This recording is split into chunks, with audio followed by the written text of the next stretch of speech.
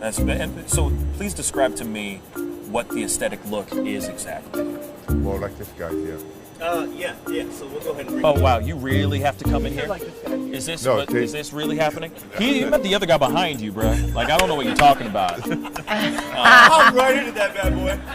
You can stay right there, behind the camera, behind the camera. No, see now that you got me jealous now. That's okay. That's not no, fair. but you're more in the category like Luther Arnold. Okay? My man. Yeah. Arnold Ferrigno. Huh? Okay. Aesthetic.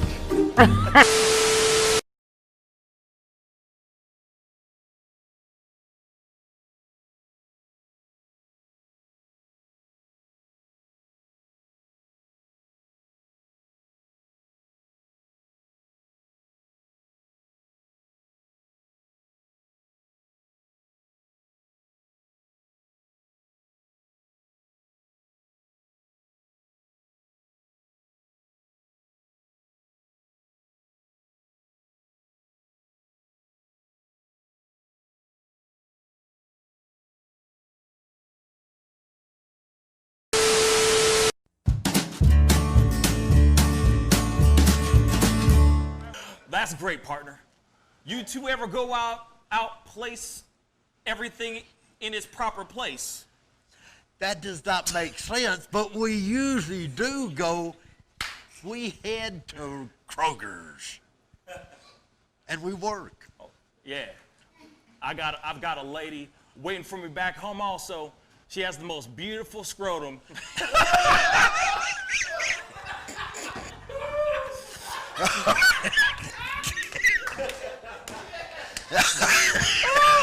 Oh, God. And when she sings, she sounds just like a puppy dog.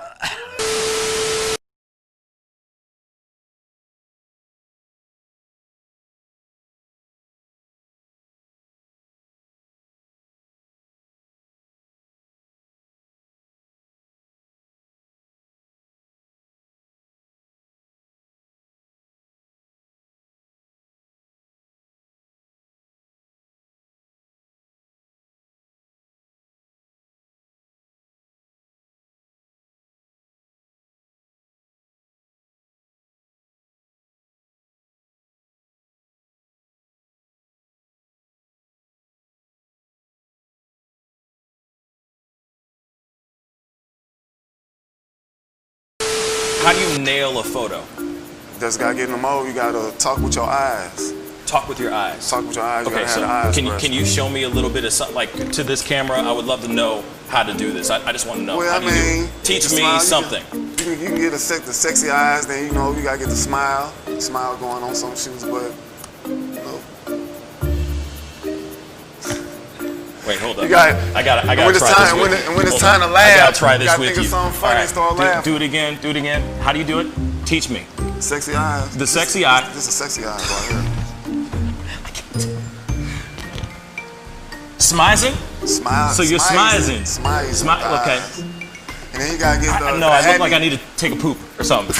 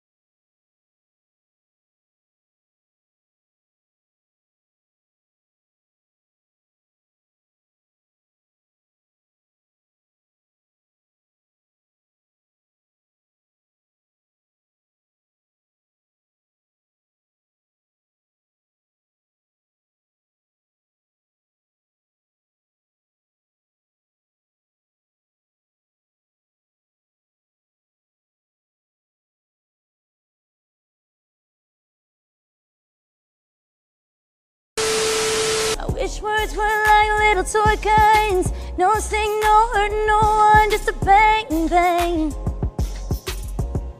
Right? Is that it? Yeah, it's something like that. Just a bang, Toy bang, guns. rolling off your tongue. Toy guns. It's no smoke, no Bang, bang. bullets. Water guns. All right.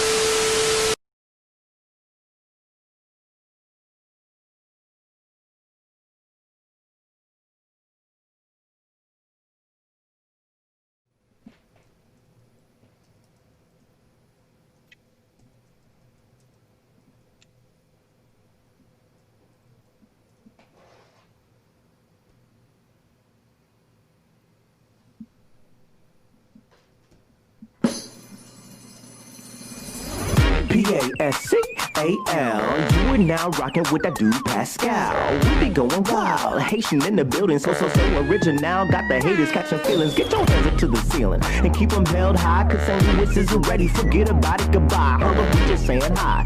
Find somebody, rise up. Weekdays, catch us live. Somebody, let's go.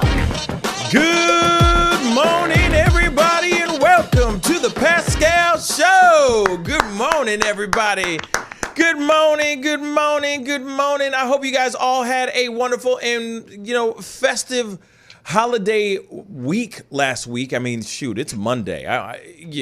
Hopefully you got some eggnog, you got some love, you got some really good gifts if you could afford them.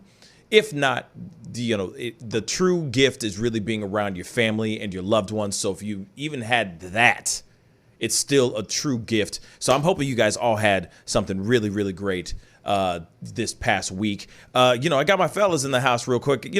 Happy holidays, guys. How was your Christmases and all that? Speak on it. Different. That's so? The key word for this year. How It wasn't, Yeah. The traditional years of stuff. We go over to my parents' house. We're all having breakfast over there. We're hanging out. Everyone flies in town. We had a packed full house. And this year was, just different. Everything was kind of sectioned off, and people going by to see each other, but not, hanging out, not having food, not, doing like the extensive present openings and everything else. It's just it was like a basic Christmas, it was more of like the, hey, what's up? Love you guys. Good to see you. Glad everyone's healthy. Okay, well, good to see you for our 20-minute allotment here. It's like, damn. No, it wasn't. But traditionally my years go weekend after weekend after weekend. We do like different group parties for the family and the different parts of the family, and everyone has big dinners, and we're there for hours on end. And Christmas seems to last for like a month. Now it was Christmas Day, and that was it. So yeah, it's just pretty, as I said, basic. It was but it overall it was nice. The kids still had a nice time, and it didn't snow. That's the only thing that could have made it better. We just did not have one drop of snow. Well, I mean, here's the other thing, though. I mean, aside from not having snow, did your kids get really good gifts? You know what I'm saying? Did they get everything they wanted or no? They don't. My kids never really when they say, "Oh, what do you want?" They're like, "Oh, I want an LOL," which is like, they're just like a ball that opens up that has like little tiny figurines in it. Yeah. And so to that extent, they're like, "Yeah, I want a pair of socks." Like, they don't. There's not much stuff that they ever really are wanting too much. And the one big thing that we got for like the whole family was a Nintendo Switch. And then like each of the grandparents each got a game for it. So like it's that was the big gift of the year. And we got that on a Black Friday sale. Right. So it was it was not we did not do that $1,000 average spend of a year on everybody. So that's right. Yeah. And I know a lot of people out there, probably didn't get any gifts, or they really were just hoping to be able to have dinner that night. So it's facts. It's a very heat, very strange feeling. Yeah, heat, roof over their heads, all that. You know what I mean? Tanny Vane, how was yours? David, how was yours? It's pretty good. Pretty quiet here too, and standard. I didn't visit my family this year. Normally I would drive or fly out there, but it doesn't seem like it's worth it this time. Yeah. So mostly just Skyped all my family, and then they sent me some presents, and that was about it. Really. That's cool. You get anything good? Get anything cool? Just some Switch games. Nice. Got, what is it? Pokemon Sword and Dynasty Warriors. Nice. That's nice. A friend you on Switch. Yeah. That's dope, man. That's dope. How about you, Jack? Did you get anything good except because like dads usually get like ties and socks. You know what I'm saying? So like, did you get anything other than ties and socks? I asked for socks. I didn't really? Get ties. I only asked for socks. I got a bundle of socks basically, and then I got this this nice plaid shirt, and this beanie here. Right on. A couple other pairs of clothing, and then. Most times I am asked, "Oh, what do you want for Christmas?" And I don't know. I just never have. I'm not into sports like huge. I'm not like. There's any one thing that I like dive into that I'm like, oh, I have to have this like collectible or this like type of thing. So usually it ends up being gift cards to like Panda Express and Home Depot and places like that I might go utilize. And so it's it was I was happy with what I got, so that's good. That's good. Man? That's good. This year was this year was simple. You know what I'm saying? So, I got some new Beats, like some wireless Beats earbuds, because I've been complaining about my AirPods or my earbuds or whatever you want to call them, for the longest time. So it was nice to just get some new. Wireless headphones, which was really, really cool. And just kind of simple. There was a few things. There was another thing that I got but it didn't work out. It was something for the studio, and it was a piece of equipment, but it wasn't working out. It just wasn't working out. So I have to go and have to get that returned and all that. But it's something that you guys won't see, but it was just something that was important, like that would help with the show and all that. So, but it was a really nice gift. It was extremely thoughtful, but it just didn't work out. It just didn't work. You know what I'm saying? But it was a very simple Christmas, very simple Christmas. It wasn't anything too crazy. Bought a lot of gifts for the kids, mostly it was just focused on my niece and nephews. You know what I'm saying? So, so that's it, keep them happy, keep them smiling, you know what I'm saying? And hang out with my family, which was really, really nice. This is the second Christmas that we haven't had my father around. So, it's sentimental. You know what I'm saying? Because last year was like weeks after my dad died. And so this one was like the first real one, if that makes any sense, because last Christmas was just kind of, we kind of just went through the motions, if that makes any sense. Because everybody was numb, we had just buried our father 2 weeks before Christmas, so this time was a little bit more sentimental. This one had a little bit more weight to it. You know what I'm saying? We miss him a lot, but what was something that was really, really cool is that my sister's boyfriend is a very talented artist, and he painted a portrait of my dad for my sister, and it's gorgeous, and it really got everybody emotional. You know what I mean? So that was really, really cool. You know what I'm saying? Yeah, I saw that posted up. That looked like spot on, man. Right? Wasn't it though? It was amazing. Yeah. I was hoping it was gonna be hung up next to you on your wall behind you. Yeah, I mean, I need to hit him up. I need to holler at my boy here. His name is Gabriel. I need to holler at Gabriel real quick and see if he can make one for me. You know what I'm saying? And I will be more than happy to put it right up on this wall. Yeah. Facts. You know what I'm saying? Shoot, I'll take this one down, and that would be the only thing up here, because my dad is everything. So, or was everything. Is everything. I don't know how to explain it. But anyway, my dad was dope as hell, y'all. Anyway, just so you know. But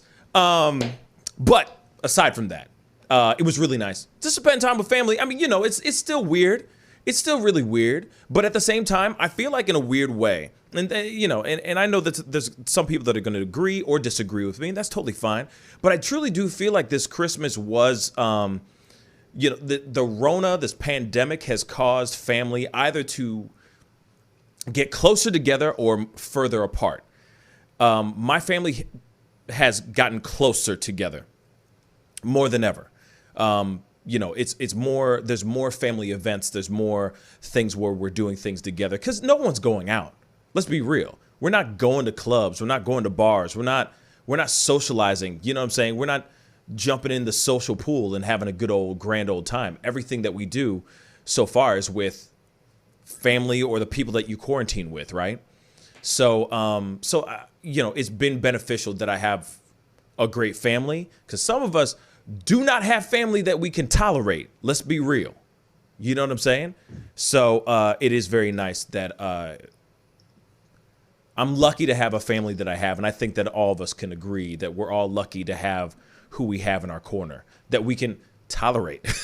You know what I'm saying? Because there's always that Aunt Flo or that Uncle Pat that's just a little weird. You know what I'm saying? And lucky for me, I don't have that in my world. You know what I'm saying? And I feel like a lot of y'all could say the same thing too, you know? But anyway. I mean, I was waiting for you to be saying like, and I think you all know how dope my family is. Like, oh, no, well, no, because they are. That's thanks, man. My family is great. I think my family's dope too. Yeah, and your family's incredible too. I don't know anything about David's family, but I'm sure David's family is incredible. I mean, I grew up with Jack. You know what I'm saying? Like Jack and I known each other for decades, for crying out loud. So that's another thing. You know what I mean? But regardless of that, it is nice that we are able to still be with our families. If you are able to spend time with your families, I mean, it is, this is the time to do it more than ever, and I understand sometimes you got to social distance because of the spikes and all that to keep the people that you love safe. But if you can get with your family and be with your family, I highly recommend it. It is definitely a emotional and mental recharger. It's a mental boost. It gives people, I don't know about you, but it gives me faith. It gives me hope that I can get through this. And if you have a great family, if you have a dope family, as Jack has said, just like mine, okay, and Jack's, and I'm more than likely, definitely for sure, David has the same situation too, then, you are one of those lucky people that you can get through this pandemic and through this tough times with a dope-ass family. But moving on. Hopefully you guys all had a wonderful and safe Christmas and holidays. Happy Kwanzaa, because that has just passed as well. But we got to jump into this main topic, y'all, because we got to talk about this. There's some other topics and stories we're going to talk about here soon as well, involving a Chinese reporter being sentenced to 4 years in prison for reporting about the pandemic and the virus in Wuhan, China. We'll be talking about that here very, very shortly. But we definitely got to talk about the Nashville bombing that just recently happened. And the thing is finally, like I was saying yesterday on my recent live stream, because I just randomly did one covering where we were just watching Nashville, the Nashville press briefing that was going on in Nashville. They finally, guys, have put a face to Anthony Quinn Warner's name. Finally. Because here's the thing. As I said in the stream or in the show yesterday, I mentioned that everybody and their mama is putting up photos of random ass dudes. Real talk. Random ass dudes. I'm looking at Twitter and there's nothing but random ass dudes. Oh, this is Anthony Quinn Warner. It went from it looked like a photo from like the 1960s, okay, to a photo of a black dude who actually was like worked in some department of the FBI. But people were sitting there saying that this black guy was Anthony Quinn Warner. Then there was other ones where it was like a guy wearing a MAGA hat or a Trump supporting hat. You know what I'm saying? Scraggly beard, all this stuff. Wait till you get to see what this guy really looks like. Here we go. They finally, like I said, ID'd this dude. Finally. Here we go. Joining us now to talk more about the investigation is Dr. Errol Suthers, a Homeland Security and counterterrorism expert. He is the director of the Safe Communities Institute at the University of Southern California's Sol Price School of Public Policy. He is also a former FBI SWAT agent and Santa Monica police officer. Dr. Suthers, thanks for joining us on News Nation again. Thank you for having me. So, Dr. Suthers, if we could go back to last night, we asked you about your first impression if you were an investigator who was arriving at the scene. Given what we now know about the attacker, that it appears he was a lone wolf and appears to have been trying to send a message, what kinds of questions would you be asking now? Well, the big question is always why. And we have an individual here who showed capacity and capability. He was described as an electronics and alarm system expert. He was an IT guy.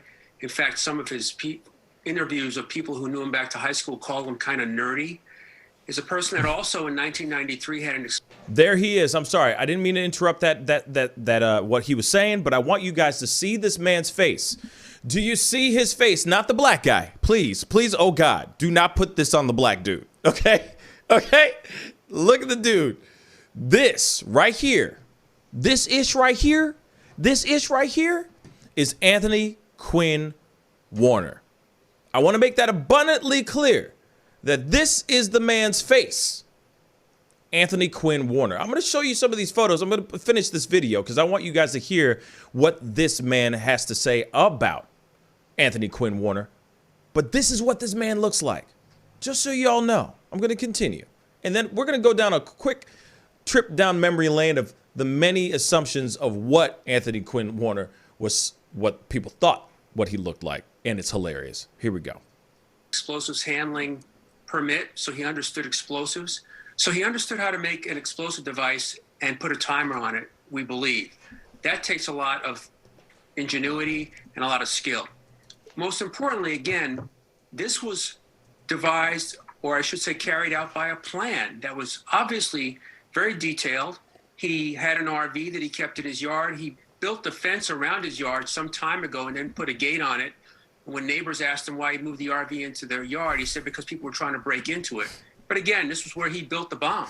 So he drives the bomb to downtown Nashville on Christmas Day with an audible announcement to move people away. You have to ask why. You know, it's funny because Shay just said something that was really hilarious, and I have to read it really quick. She said, he looks like an old guitar tech from Seattle. Facts, baby. Let's continue. If you're going to commit suicide, why do that? Why not, if you're going to do that, do it at your home? Again, how lucky he was, or the skill set he had to move that device from his home to downtown without it having it explode prematurely. So we have to ask why. There's a reason why he wanted people to know he was going to do this. He picks Christmas Day in an urban area, and it takes up and becomes national news. And that was his intent. We still want to know why. You mentioned the explosives permit. What kind of vetting goes into giving someone that type of a permit? I can't speak to that kind of detail with regards to how you get a permit for that. I would imagine it's quite extensive in terms of a background check. He got it in 1993. We do know it was due to expire in 1998, so it was a 5-year permit. Much like anything else, I would imagine that they go do a very extensive background check. And also, you would have to justify why you need it. So he obviously met the criteria. He was granted the permit, and that would give him access to certain materials that you and I couldn't get. Dr. Suthers, when we're talking about the location to the AT&T transmission building, it seems like that may be a key when it comes to investigators looking into the reasons why. Is that correct? I think it is a key because of all places he decided to drive, he put the vehicle there. There were a number of businesses that were there. The nexus at some point may be his father. As we all know, his father worked for Bell South, which later became acquired by AT&T.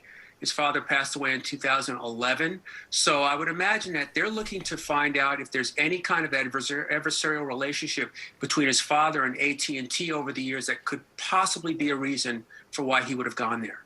Very quickly, do you believe that the timing of when this bomb was detonated has any bearing on this case, being so early in the morning when the streets were empty?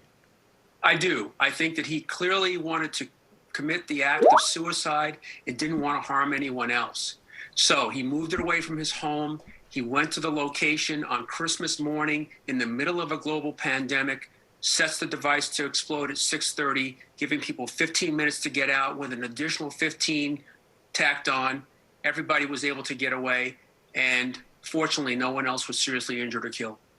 Dr. Suthers, thank you again for your. You know, it's interesting. There you go. There you have it. You see now the face of this guy. You finally see what this guy looks like. There's a lot of people out here that are saying that. I mean, there's a lot of speculations about this dude, what his intentions were, what his real intentions were.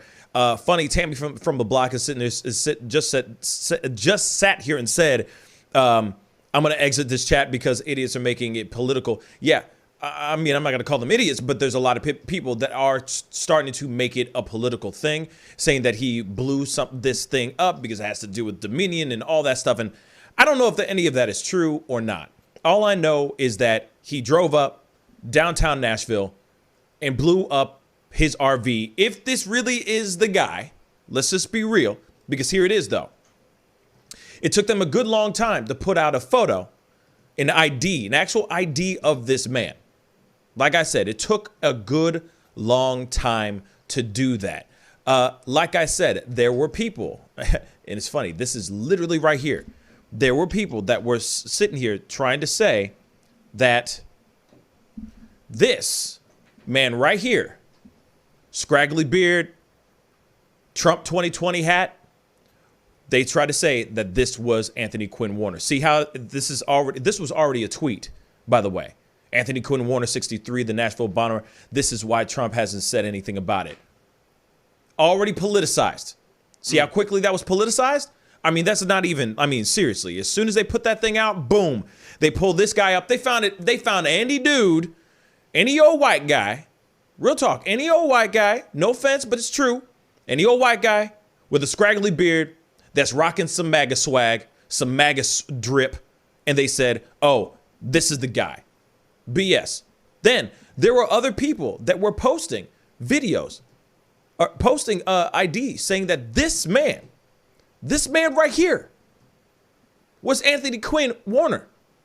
Wrong again. Wrong again. Then there were people putting up photos of this guy. Now, let me ask you, does this look like this? Does this man, this little young man in this photo, look like this guy? Maybe if you squint and look, you know, if there's dust and fog and you squint with your left eye and, like, you know, cock your head back a little bit, maybe. From what I understand, they actually went to Warner's mother and got DNA from her to test the body that they had, and that's how they confirmed the identity of him. That's dope. How'd they know to go to his mother? That's crazy. It looks like the FBI was already they weren't investigating him per se, but they already are looking into the 5G. That seems to be their main motivation. So they've been questioning a lot of people on whether he had any paranoia or if he ever talked about 5G, because they think it might be related to the AT&T building he was nearby.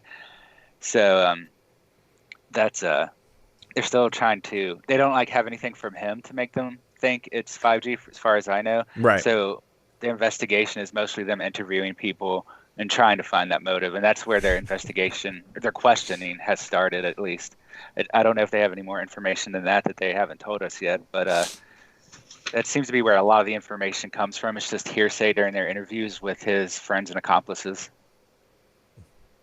Yeah, it's interesting because I mean they went to the mom, but then of course, like, if you take the VIN number off the RV, if the VIN number is actually the one that was his, you know what I'm saying, and then you trace all that back, you feel me? Then suddenly, boom, there you have it, Anthony Quinn Warner. Funny thing is, though, they thought this freshly, you know, handsome looking man, they said that this man was Anthony Quinn Warner. I'm not kidding you. Right here.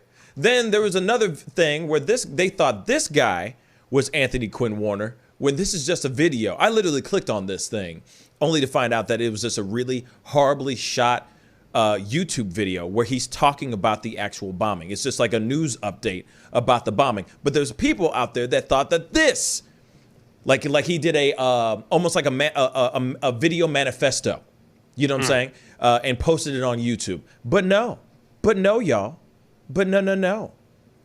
The man that we are all looking for, that we've all been staring at, that we all been wanting to go, what is this? Who is this man and what does he look like? Is this man right here? This is Anthony Quinn Warner. Can you believe that, Ish? It's crazy. To me, it's absolutely nuts. Because there's been people, the news, and that's what's so frustrating about the news in general. We are so quick. The media is so quick to pull any piece of ID out there and just throw it up and say, oh, this, and this. There have been so many videos on YouTube, and to take a look, unless those people have taken those down finally, that have falsely ID'd Anthony Quinn Warner. There was another photo that I couldn't find right now that I showed on the other feed last night, where it was it looked a little sketchy. It was a sketchy looking video, a sketchy looking photo of this white guy. Everyone assumed that was Anthony Quinn Warner as well, and it was not. So now that we finally have an ID to the man, an ID to the name, a face with the name, we can actually keep moving here. But it's funny how media, how the government officials, like the FBI and all that, they threw out a name, but there was no face with the name. Don't you find that a little weird, guys? That's a little weird to me. It's not too surprising to me. The news is standards for accuracy have really dropped lately. I mean, they do depend on online sources way more than they used to, like secondhand reporting. I wouldn't be surprised if they just easily bought into it because Target automatically relating it to Trump made it a good story for them. So, they pounced on it.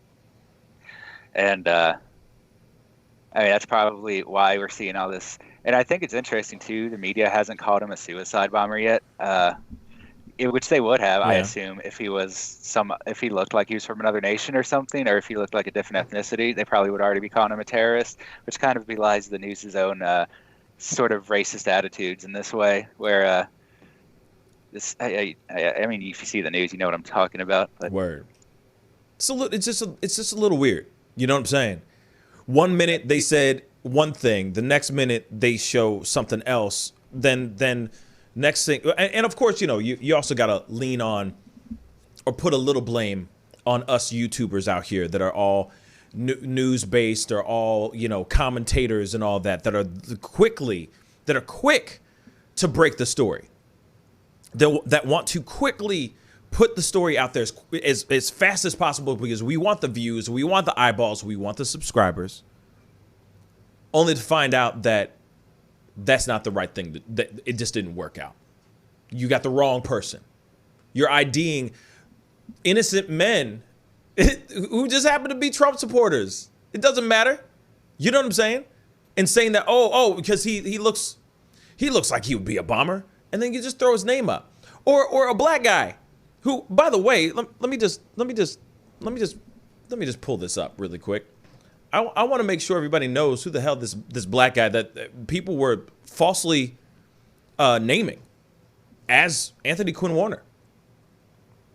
If I'm correct, he was in some department. Oh man, where the heck is it? He was in some department of the FBI. I think his last name is Colson. Yes, former FBI hostage rescue team commander Danny Colson. His name is Danny Colson. Okay? His name is Robert Paulson. No, but former FBI hostage commander. And people were putting his face up saying that he was And I get it. Everyone wants to break the story. I get that.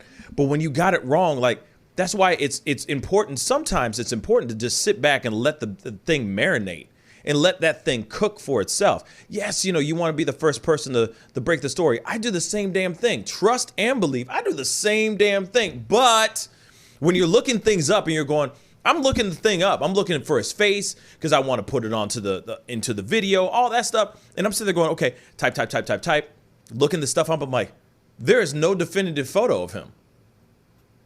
There's nothing that confirms who he is. So then you don't put it up because you're going, something's funny. Something smells a little fishy here. So I'm just going to wait. I'm going to sit back. I'm going to let this marinate and I'm going to let this thing cook. But that's literally what happened. Now we have a face. Completely nothing that we were expecting. Well, I mean, kind of yeah, but kind of no. He looks like a tech guy. To me, he looks like a tech guy. You know what I'm saying? He looks like one of those guys who just knows his tech. The long hair and all that. I mean, he looks like a normal, innocent guy. And as much as they say that he was an oddball and he was weird and stuff, he was still getting it in. Let's be straight funky. He had a girlfriend. That's who he signed off his house. Like, his girl's daughter, he signed his $160,000 home to. Real talk. Mm-hmm. He was smashing the mama. So how much of an oddball was he, though?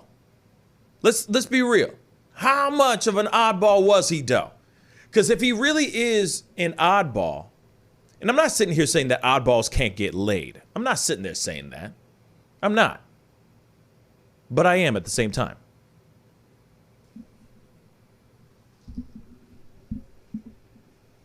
I don't know, man. That's it.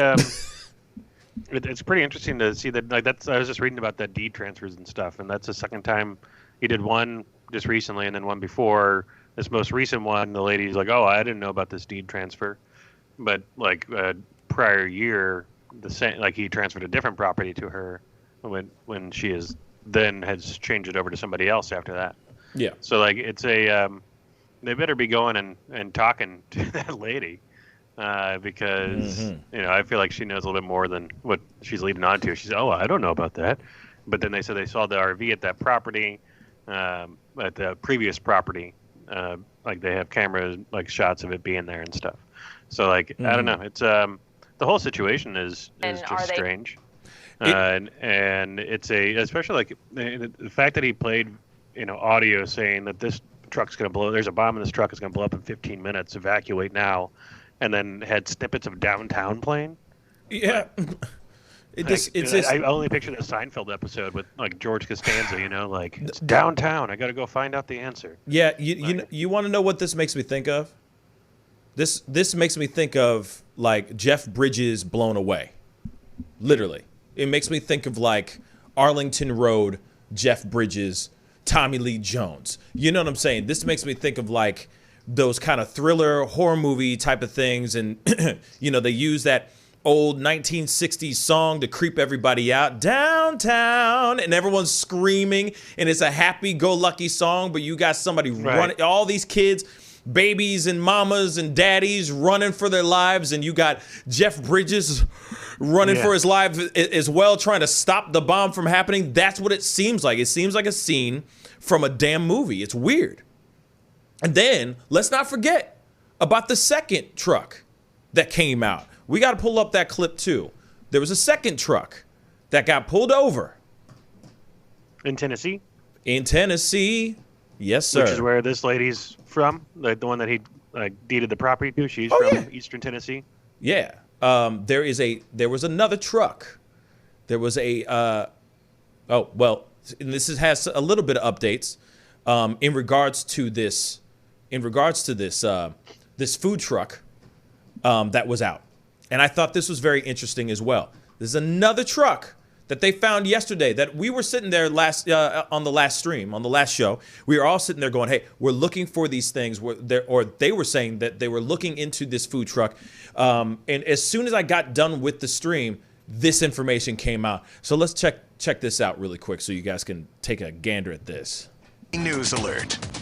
Good afternoon, I'm Alex Dennis. We want to take you live to the scene in Lebanon right now where authorities have descended upon a road. They have found a white box truck that they believe to be suspicious. Here's a live look from the scene right now. The Rutherford County Sheriff's Office says that the box truck was originally parked at a store playing audio similar to the Christmas explosion music that was playing in Nashville. Chelsea Beimfor is live on the scene for us, and she has been giving us an update throughout the afternoon. This all happened around noon. Chelsea, are you with us right now? Yep, Alex, we're out here on Highway 231 South near the Cedars of Lebanon State Park. You can see down the road here there are dozens of police cars checking out what they're calling a suspicious vehicle. It is a white box truck. We know it was parked earlier today at a convenience store in Rutherford County. Authorities say it was playing an audio recording similar to that of the RV that exploded in downtown Nashville on Christmas morning. They did not tell us whether that was the recording of the woman's voice talking about the bomb that was going to be detonated or if it was the music that had been playing. We are here. I don't know if we have this video, if we can share with you. If not, we can tell you there was a robot out here checking out that vehicle. Actually, it looks like it might be there. I don't know, Alex, if you can see it in the shot we have up right now. Yes, it looks Chelsea, like there might moments still ago be we a did see robot it checking out the deployed. scene. Moments ago we saw it deployed, and you are right. I know your vantage point, Okay. the authorities have you far back for safety reasons, but yes, we are seeing it. Go ahead and explain what you found. Okay, I'm going to have my photographer zoom in if she can. Okay, she says she did. So, yeah, presumably it's checking out that truck to see if there are any bombs or explosives. And like you said, we are probably a mile or so back, so we're having a hard time from our vantage point seeing what's going on here. But according to the Rutherford County Sheriff's Office, the driver has been detained. They said in a press release the driver had been detained. We don't know if it was a man or a woman, but we have reached out to them for further clarification about what happened. It's unclear if the driver went willingly or if the driver may have exited the vehicle and fled on foot, but that's something that we are checking on as well. Someone on the scene here also just told us that Rutherford County is leading the investigation. There are also Wilson County deputies out here and Tennessee Highway Patrol surveying the situation. Alex? Chelsea, yesterday evening as well, you were there with some breaking news out of Antioch. We do know that ABC News has confirmed a person of interest, 63-year-old Anthony Warner. He was connected to a property in Antioch. Can you tell me a little bit more about what you found out last night? Yes, Alex, and the thing we were focusing on out there was his RV that neighbors tell us was parked in his backyard there on that duplex on Bakertown Road. So far today, you know, I would call it a little bit suspicious that there is also a large white truck that authorities are looking into right now, but no one has confirmed if these two are related. All we know, again, is that there was a similar audio recording coming from this truck this morning that was parked at a convenience store in Rutherford County. Someone noticed the similarity and called it in to authorities. All right, Chelsea Beimfor, thank you for standing by. If, in fact, you missed the press conference this morning that gave more detail about what was being played from that RV, it was the mid-1960s classic song Downtown by Petula Clark. Okay, we got enough of that. But as you can see, no explosive devices were found on that particular truck. But it just makes you wonder what's going on? Like, why is all this stuff going on? Then it's like, okay, could this be a copycat? Could this be somebody who's just trying to capitalize on this situation to make them look good? I don't know how that would make them look good, but you know what I'm saying. To try to push their own agenda, to push their own narrative out there as well. I mean, there's so many different questions that pose that are getting thrown on the table right now. It's like, okay, I'm surprised that man or woman, whoever was driving that truck, is even still alive, to be really honest. But the fact that, why would you go? Just say, you got a food truck, a white food truck. You drive into a shopping mall center and you start blasting similar audio. The day after an explosion happens downtown Nashville, what makes you want to do the same thing and drive around your truck Like it's just so weird to me. It's really, really weird. So many questions. Go ahead, David. I have a little more information on him that came out just a few hours ago. Go for it. So they did arrest the driver. His name is James Turgan. He's 33. Thank you. They're charging him with 2 counts of felony filing a false report and 1 on tampering with evidence. Officials confirmed that that an explosive device was not detected in the truck. And from that video, that was one of the bomb robots that they used to go check. So that's exactly what that was. And then one of the detectives in charge of it said that Turgan allegedly damaged the wiring of his speaker system intentionally, resulting in the tampering with evidence charge. And he's being held on a $500,000 bond. Of course. It kind of sounds like to me, though, like I've been looking through it, that no one's really saying what audio he was playing, just that it's similar. Right. But it doesn't seem like it's the same. So I think this might just be a case of people being paranoid that a white van was playing music. I mean, it's hard to say, though. I'll be real. Yeah. I feel absolutely terrorized whenever I hear Barry Manilow. So, I feel you on the situation. You know what I'm saying? And I'm ready to take a chance again. Suddenly, I'm calling the cops. I'm going, what's going on? Any 1960s song now, you're going to sit there and go, any suspicious song? If it's Killing in the Name of, you know what I'm saying? If it's Papa Roach, are you going to be calling the cops on, if it's a white band playing any type of music, are you going to call the cops? That's the question. T, what are your thoughts on everything, man? Good morning, everybody. Good morning. Good morning. Happy holidays. Happy holidays. Well, we should be happier, I guess, but, with the constant, dilemmas and distractions and atrocities happening this year, it's tough to maintain happiness, unfortunately. This bombing on Christmas Day was just a sign of the times, it seems like, and we all wake up to have a festive day, and this is what we hear, unfortunately.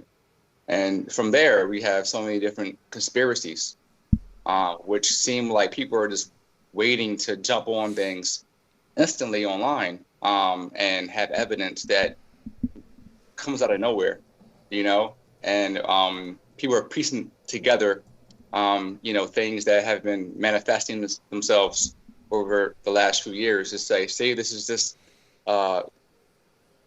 terrorist group doing this, or this is this far left or far right group doing this, before all the facts come out, unfortunately. And we spend the first 48 hours typically picking sides, and blaming someone else for something that we don't really know what's going on, Unfortunately, this is more divide over this event. Instead of saying America was, attacked on Christmas Day by a domestic terrorist, we tend on blaming one side for everything. Facts. There's no unification, unfortunately, to have this year closed out. I mean, we should be unifying, if anything. I'm trying to make a better year that's coming in. But this has even wedged a deeper wedge between both parties, unfortunately. And people are eating up all the conspiracy theories, like free meals right now. So I'm hearing all kind of different things. All kinds. And the misinformation seems to, trump what's real, unfortunately. Yeah. And people are stuck in these boxes of ideologies, and they're not trying to move, and how can you unbrainwash somebody who's really believing something that's cult-like, and believing that this is a deeper seated mission by a group of people who are trying to take down the country, and that's their mindsets right now. Mm-hmm. So let's let things play out.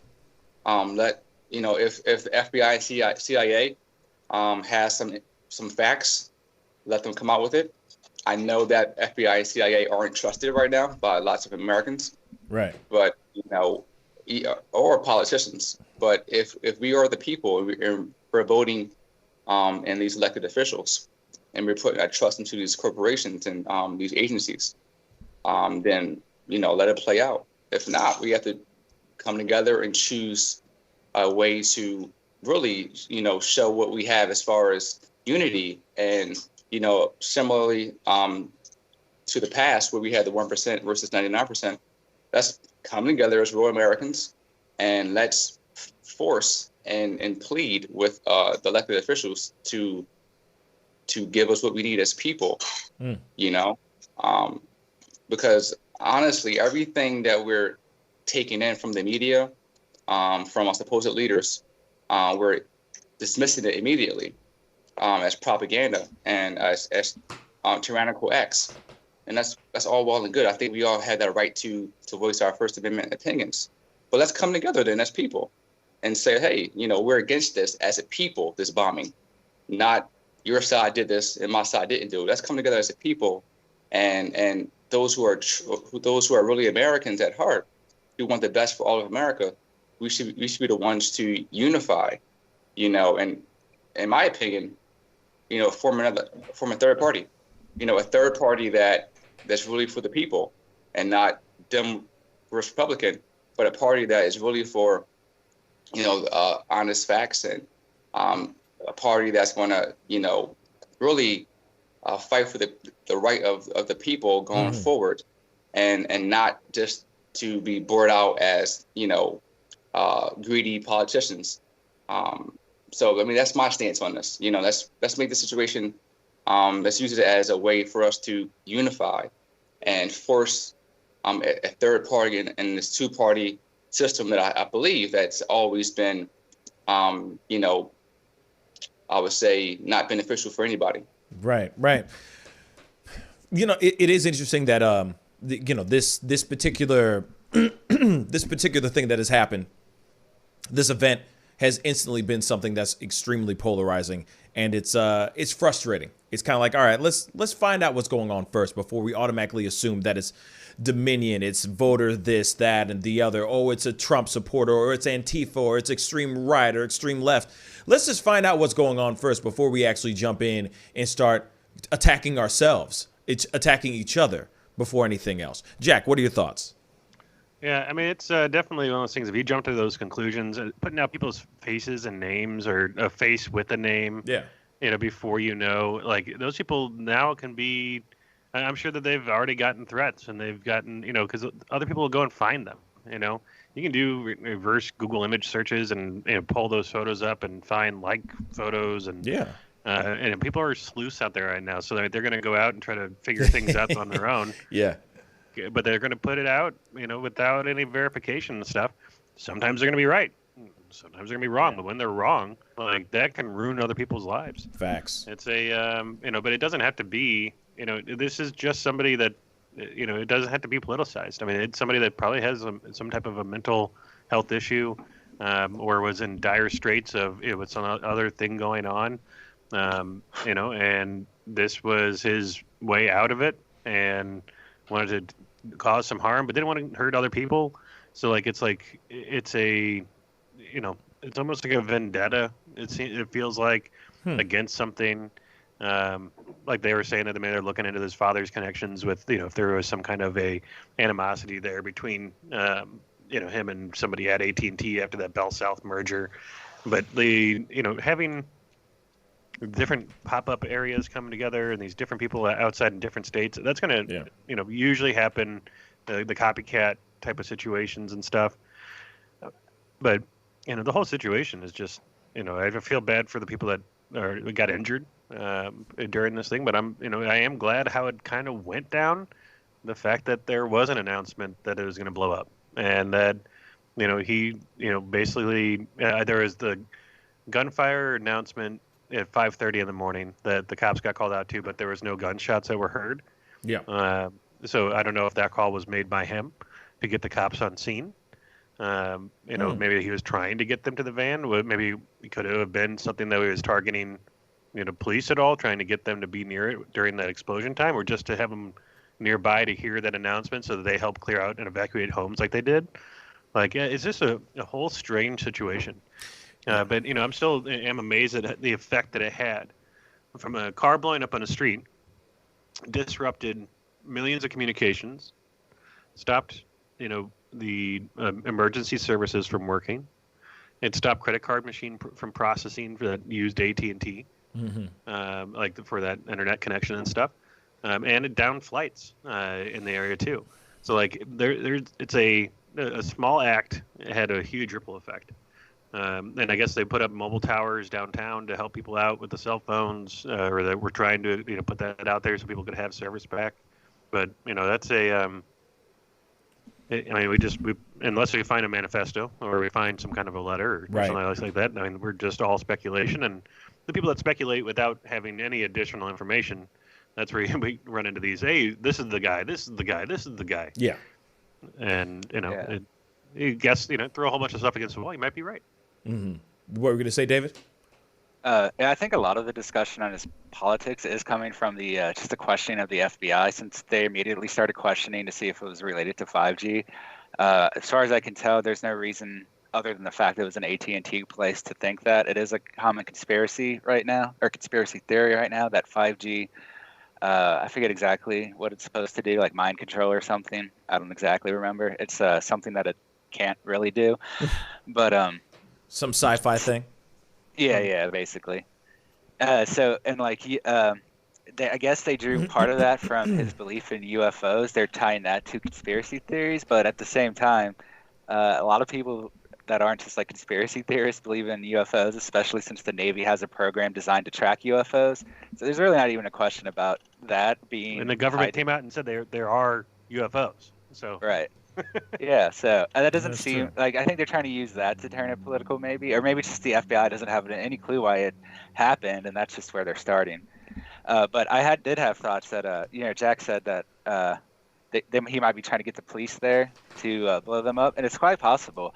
A lot of bomb makers in like Afghanistan, for instance, they can make pretty powerful bombs out of scrap material, but they're not very reliable when they go off. They do go off early a lot, or they won't go off when they tell them to. And someone making a homemade bomb here is going to run into the same issues. They might have availability of more chemicals to make it easier, but you're not going to be able to make a reliable bomb if you haven't been trained in how to do it. So it's very possible it went off before he meant it to. Yeah. At the same time, it did drastically affect the AT&T network there. They had to bore holes into the ruins to tie generators to the towers they had so that they could restore communications on Sunday. So, I mean, it wouldn't be, it's not unbelievable that's his motivation, but at the same time, they're taking, I think, a lot of steps to get to that point right now, because we just don't know enough about what really motivated him. We don't even know that AT&T was his target.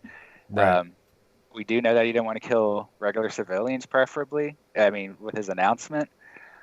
Though I guess he accepted it as a risk. I don't know. I just don't really know what he was going to do. He didn't leave anything behind, and we don't even know for sure that the bomb went off when he wanted it to. So there's just too many questions right now. Yeah, I mean, there's something that even in the videos that we've played so far, when we just showed everything covering this whole situation, it's interesting that one thing that they did say that I do agree with is that it is very surprising that they didn't that the bomb didn't go off while he was driving en route to the actual place. I mean, obviously he knew at least enough to keep a highly volatile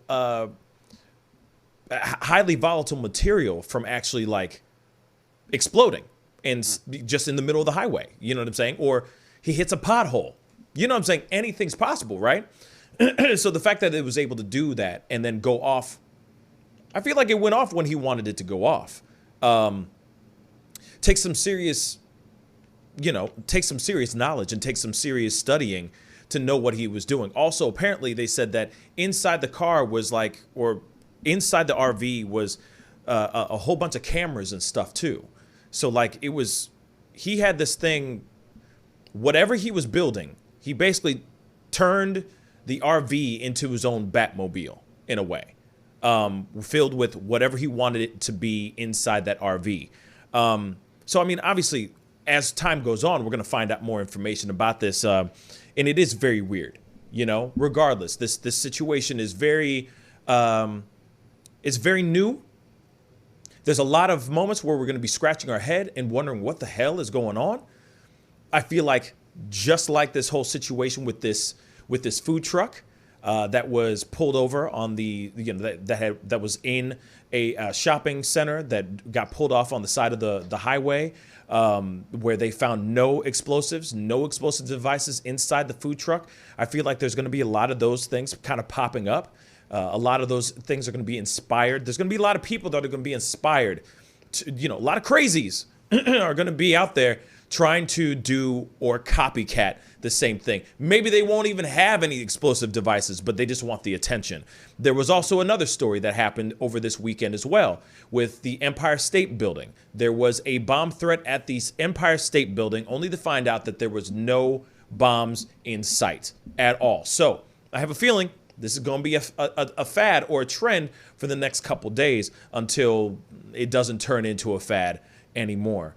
But of course, we're going to keep our fingers on the pulse and keep our eyes on this piece of information or on this story. And as things develop, I will make sure that it is being told to you guys on the show in some way. If it's a pop-up video or if it's a live stream, we'll be doing it for sure. But anyway, we got to jump into a quick commercial break. But when we come back, we got to talk about this reporter that got sentenced to 4 years in prison for reporting about the coronavirus from Wuhan. We'll be right back. This is The Pascal Show. Bye. You love peace and wellness for the holidays. Don't cancel them. Prepare STL. Decorate. Make it as normal as you can, but slow the spread of COVID. Wear a mask. Wash your hands. Watch your distance. Prepare STL, helping St. Louisans of color prepare and prevail. But you see how he makes these S's in his body right here? That's where he's hanging on, and then he's moving forward with the locomotion of his ribs. That is classic Missouri rat snake right there. So I'm gonna go ahead and grab him before he gets into a hole. Now, these snakes are not biters. They won't bite as long as you don't squeeze them. If you just stop them like this, it'll freeze them, and then you just gently pull them back. As long as you don't squeeze them, they won't bite. Yo, Mike, what's up, man? Guy? Good to see you, man. Yeah, so Sugar Fire. Yeah. Fully open, right? Yeah, we're pretty much open. So you can't sit inside yet. Monday you can sit inside a little bit.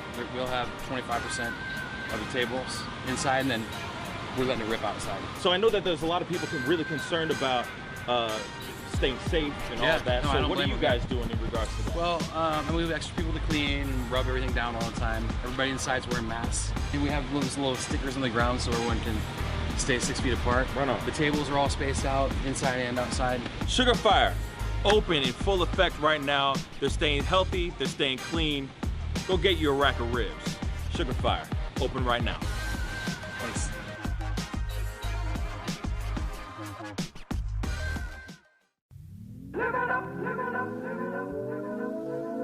The Fur and Leather Center, providing the highest of fur and leather goods.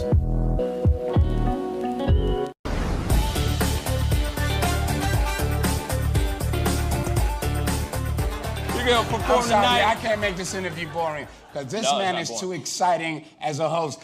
And I'm truly saying this, and if y'all can't do this, me and this man here is going to leave and go somewhere else where we can get some love. I want everyone in the building to say, I love Pascal on the count of 3. 1, 2, 3. Wow.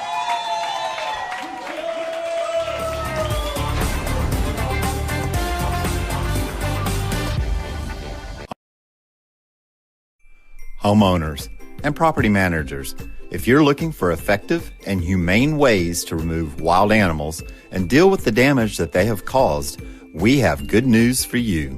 Introducing Wildlife Command Center, a professional nuisance wildlife management company specializing in providing animal removal for residential, industrial, and commercial clients. We are the only wildlife company that checks 70 different areas on a structure to determine the answers to the following questions.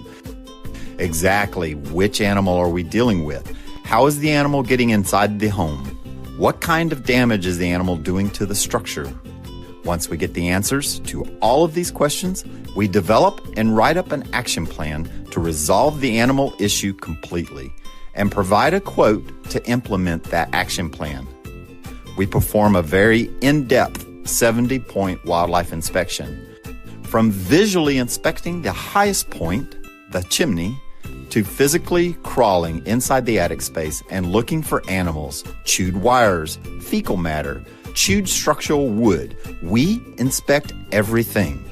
Our inspection process covers all of the following 70 points: animal-proof chimney cap, roof ridge vents, roof to soffit junctions, dormer fascia, attic gable vents, gutter lines, fascia trim, garage door, utility penetrations, water, gas, electric, and cable, bathroom vents, attic roof ridge vents, attic electrical, wiring, junctions, boxes, and lighting, concrete decks, additions, wooden crawl spaces, basement plumbing, penetrations, ceiling, floor, and wall. Wildlife Command Center's mission is to deliver the finest quality wildlife removal and pest control service that is safe for the environment. For more information, call us now.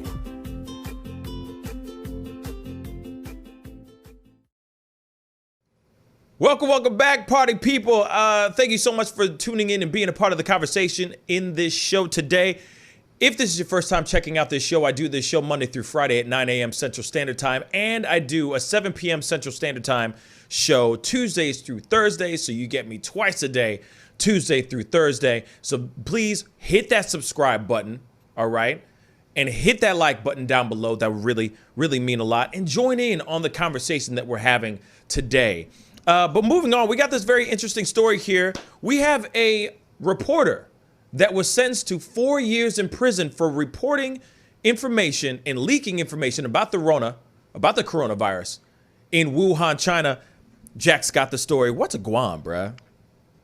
This is just one of those weird situations over there in China that, with all their restrictions that they have on the journalists and everything else. This is a Chinese citizen and journalist, Zhang Zan. And she was sentenced for reporting early on COVID in Wuhan. So I guess she traveled to Wuhan from wherever else she was and is from in China.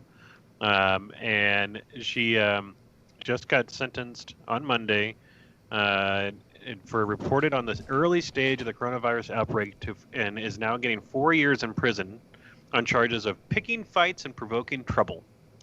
The Pudong New Area People's Court in the financial hub of Shanghai gave the sentence to Zhang Zan following accusations she spread false information, gave interviews to foreign media, and disrupted public order, and maliciously manipulated the outbreak. So her lawyer, Zhang Kiki, confirmed the sentence but said it was inconvenient to provide additional details, which typically means that there's been like a partial gag order on discussing it, which I think is pretty much consistent with most cases that we hear about coming out of China. But, rumor mongering is basically what a lot of these journalists have been, locked up for. I don't know. It's going to be interesting to see, if she survives, if the whole hunger strike thing and, if she is actually being taken care of, or if that what they're doing to her now is making her sick or or anything else. I don't know. It's really dealing with the Communist Party of China. It's dissemination of information is one of their things. They want to stop information from getting out and putting them in a bad light, because they play very, very close to the chest on everything. They like their control on data and information. Yeah. I don't know. What are your thoughts on this? I mean, can you imagine if that happened here? As far as imprisonment, I do see that already. I mean, we do see those kind of stories happening, but they try to paint it on something else. You see what I'm saying?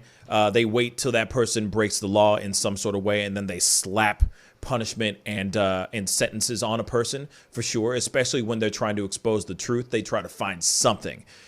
So to me, I see this happening all over the world. This is a true thing that happens all over the world. So to me, this isn't a huge surprise. Let's just be real. It's not a huge surprise to me.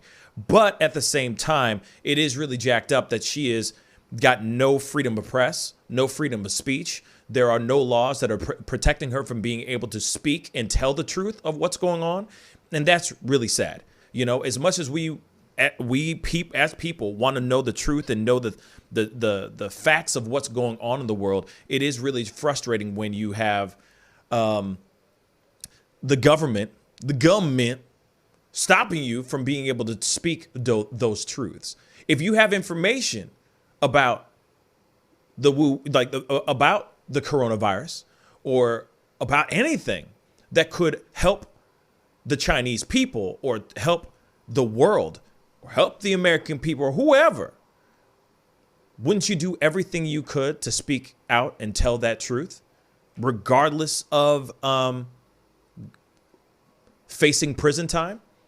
I think a lot of us would. I mean, of course, you know, I throw that question up to you guys, comment down below. But it's terrible that she is getting basically tortured in a way for telling truths, for telling the truth, putting the truth out there.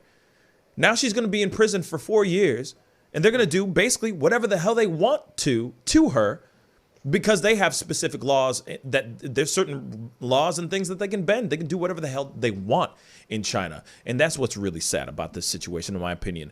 T, what do you think on this, man? Yeah, I mean, it's definitely in China's point of view. She was looked at as a traitor, or that her acts are treasonous, you know? So it's one of those things that, you know, we have to look at it from our point of view as, you know, of course it's unlawful, it's immoral what they're doing.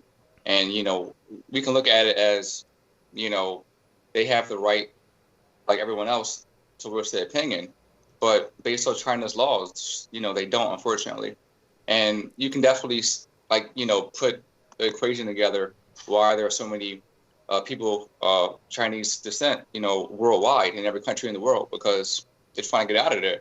You know, they've been trying to relocate and have freedoms that they don't have in their own country.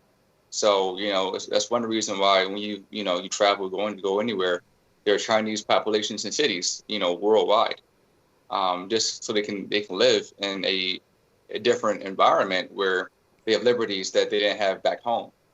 You know, China has many different laws that we look at as being unethical. I mean, even the law about having multiple children in one household, you know. So, I mean, China has a lot of issues that we oppose.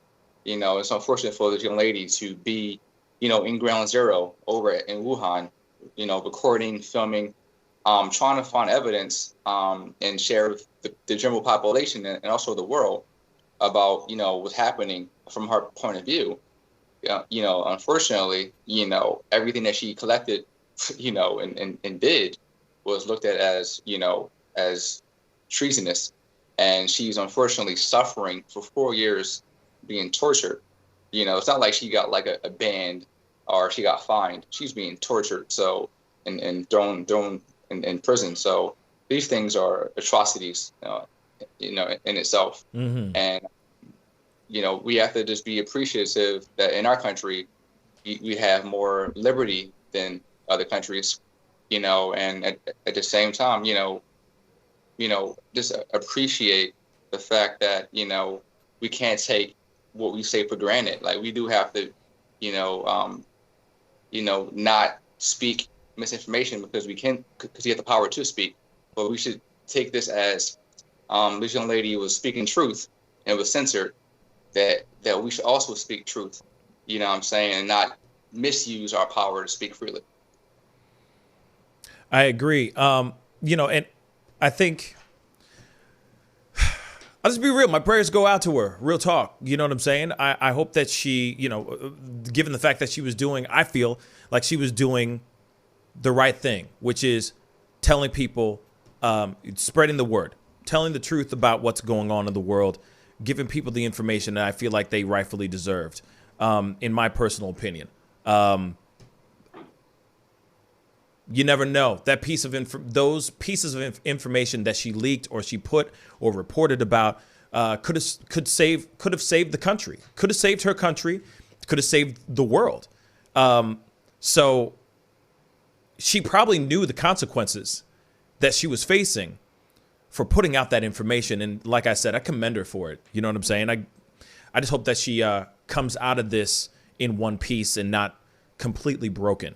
That's the one thing I am worried about, is that she becomes a shell of a human being because of what they could do or what they are doing to her in Chinese prisons. You know what I'm saying? Right. You know, it's a scary thought. It's definitely a scary thought. And so my prayers go out to her. Real talk. My prayers go out to her, and stay strong out there. You know, it's a scary thing. It's definitely a scary thing. Moving on to the next thing. This is also a big story that's going on in entertainment news. Jessie J, singer Jessie J, has been left deaf and unable to walk over Christmas by Meniere's disease. So Jessie J has told how she spent Christmas temporarily deaf and unable to walk straight or sing after being diagnosed with Meniere's disease. The price tag singer suffered a range of scary symptoms, and when she lost the hearing in one ear, rushed to the hospital on Christmas Eve to find out what was going on. Explaining what her Christmas had been like on Instagram stories, she said, "I woke up and I felt like I was completely deaf in my right ear. Couldn't walk in a straight line. Basically, I got told I had Meniere's syndrome. I know that a lot of people suffer from it, and I've actually had a lot of people reach out to me and give me great advice. So I've been laying low in silence. Now's the first time I've been able to sing and bear it. I just miss singing so much and being around anyone."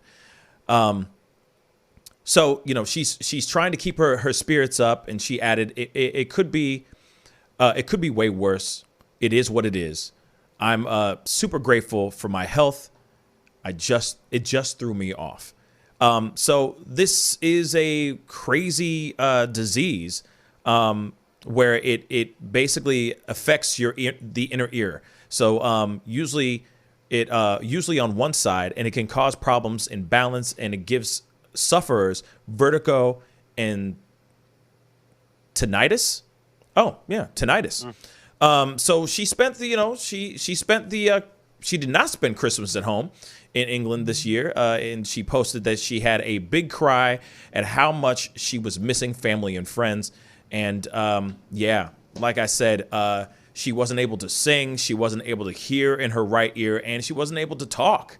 It's a scary, it's a scary disease, and I can't believe that. This is the first time I've ever heard of this disease, so this is new to me. But given the fact that, thank God, she found out in the right time, so hopefully there's some ways or there's some procedures that she could take, like medication and whatnot that could maybe stop this Meniere's disease from happening, or something that she could use to treat it. Like I said, this is a brand new disease that I've never heard of before, so I'm just learning about it right now as we speak too. But hopefully she can get the proper medication that can help her fight this Meniere's disease. What are your thoughts, Jack? And yeah, that's I can't imagine waking up, like going to bed perfectly fine, and then something happened during your sleep to where then you wake up, and then all of a sudden, like, you roll over, and it's almost, imagine having like a water in your ear and it settling differently or something, and making it to where like you go to stand up and having your equilibrium be off. So like I understand like that part. You start messing with your ear, it can mess with your balance because everything else is unaligned in your body then. But it seems like there's treatments for it, and then people can take motion sickness and nausea like drugs, and they do self-care by having a low sodium diet, avoiding caffeine, tobacco, and chocolate. Damn. A lot of people end up using a hearing aid because they have lost so much hearing in that ear. Yeah. So but I imagine there's a lot of singers and performers that end up losing hearing, over the years and having, some kind of ear trouble, but not to this extent necessarily, just from being around loud music all their life. So tinnitus, I can understand them hearing ringing in their ears for sure. That might be a commonplace, not necessarily a disease for them, just something that, if you're next to loudspeakers, for majority of your life, you're going to be testing out all those little hairs in your ear and how they affect and what they pick up and everything. So, hopefully she just needs to go and get some earwax cleaned out and it solves her problem or something. I don't know how many people are affected by Meniere's disease. Meniere's disease usually starts in one ear, but later may involve both. Smoking, infections, and high salt diet may worsen the disease. Symptoms include a spitting sensation, hearing loss, ear ringing, and ear pressure. So it won't be flying anytime soon. Yeah, but the hearing loss may become permanent. Well, not necessarily. So. Given the fact that she's in England, I don't think she's going to be flying anytime soon anyway with this new COVID variant and all that stuff. So, hey, I think it's a weird blessing in disguise, I guess, right? You know what I'm saying? But, of course, T, what do you think? I have no idea what this even is. Facts. Yeah, I mean, this is new for me. And it seems like all the symptoms are going to, be negative to her career as a singer. She can't hear in one ear, she can't dance with that one leg, I guess you can say. It sucks. It seems that, she has to figure out another alternative temporarily, hopefully, before she can go back full time to being a performer and singer. I don't know what treatments they have for this. Hopefully they have some kind of solution or medication they can use that can help her with managing this. And hopefully they can get rid of it. But I really don't know much about this disease. It sounds like a hangover, going too far. You know what I'm saying? Right. Like, you wake up just not all together. You know what I'm saying? It seems like it's going to be like unfortunately, a long-term hangover kind of thing. And she hopefully she can find the best treatment available. And hopefully her record label and everybody, are compassionate towards her and won't, cut her, you know what I'm saying, from the label. Hopefully she can down and get herself back together again. I was looking at Jojo Bob said that Van Gogh had the same disease, which I didn't know. So that makes sense why he would cut off his ear. Now. Yeah, he cut off his ear. Yeah. So I guess back then there was no kind of solutions, but hopefully now there should be something that she can, use as a relief to remedy this pain. Yeah, the other thing is it sucks that this is happening to her, but at the same time, there are ways. I'm sure there's things that can be. I'm sure it's treatable. You know what I'm saying? I'm sure it's something that she can attack wholeheartedly, head on first, and be able to do something that can help with this particular disease, or at least slow it down. Because the girl can blow. I mean, the girl got an incredible voice. So it just sucks that it goes from you being able to sing to not being able to sing at all. And then the one thing that you love more than anything else, you have a disease that's causing you to not be able to hear it, to not be able to enjoy it at its full capacity. It's tragic. You know what I'm saying? It's a really tragic idea. It's a tragic thought. But our thoughts and prayers will go out to her as well, because shoot, man, that sucks. Real talk. Yeah. That really, really sucks. But a couple other people that has this disease that are also musicians. Huey Lewis of Huey Lewis and the News. Really? Les Paul, the guitarist, the designer and everything too. Emily Dickinson had it. Dana White, the UFC guy. Dana White, he's the And so it seems like it's out there. But Kristen Chenoweth. Wow, she's a great singer too. You know, I mean, there's just a wide variety of people that have had it. That I guess it's more common than what we know. Yeah.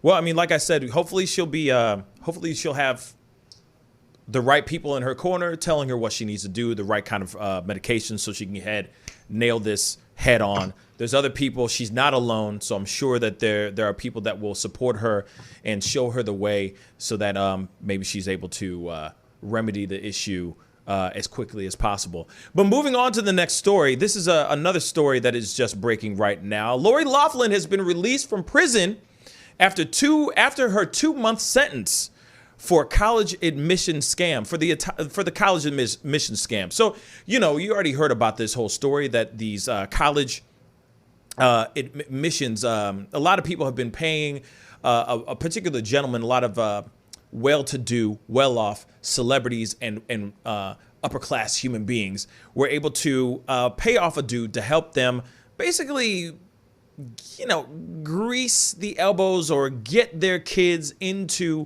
certain schools by, little fibs here and there on their college resumes and their college applications. The fibs became really big lies.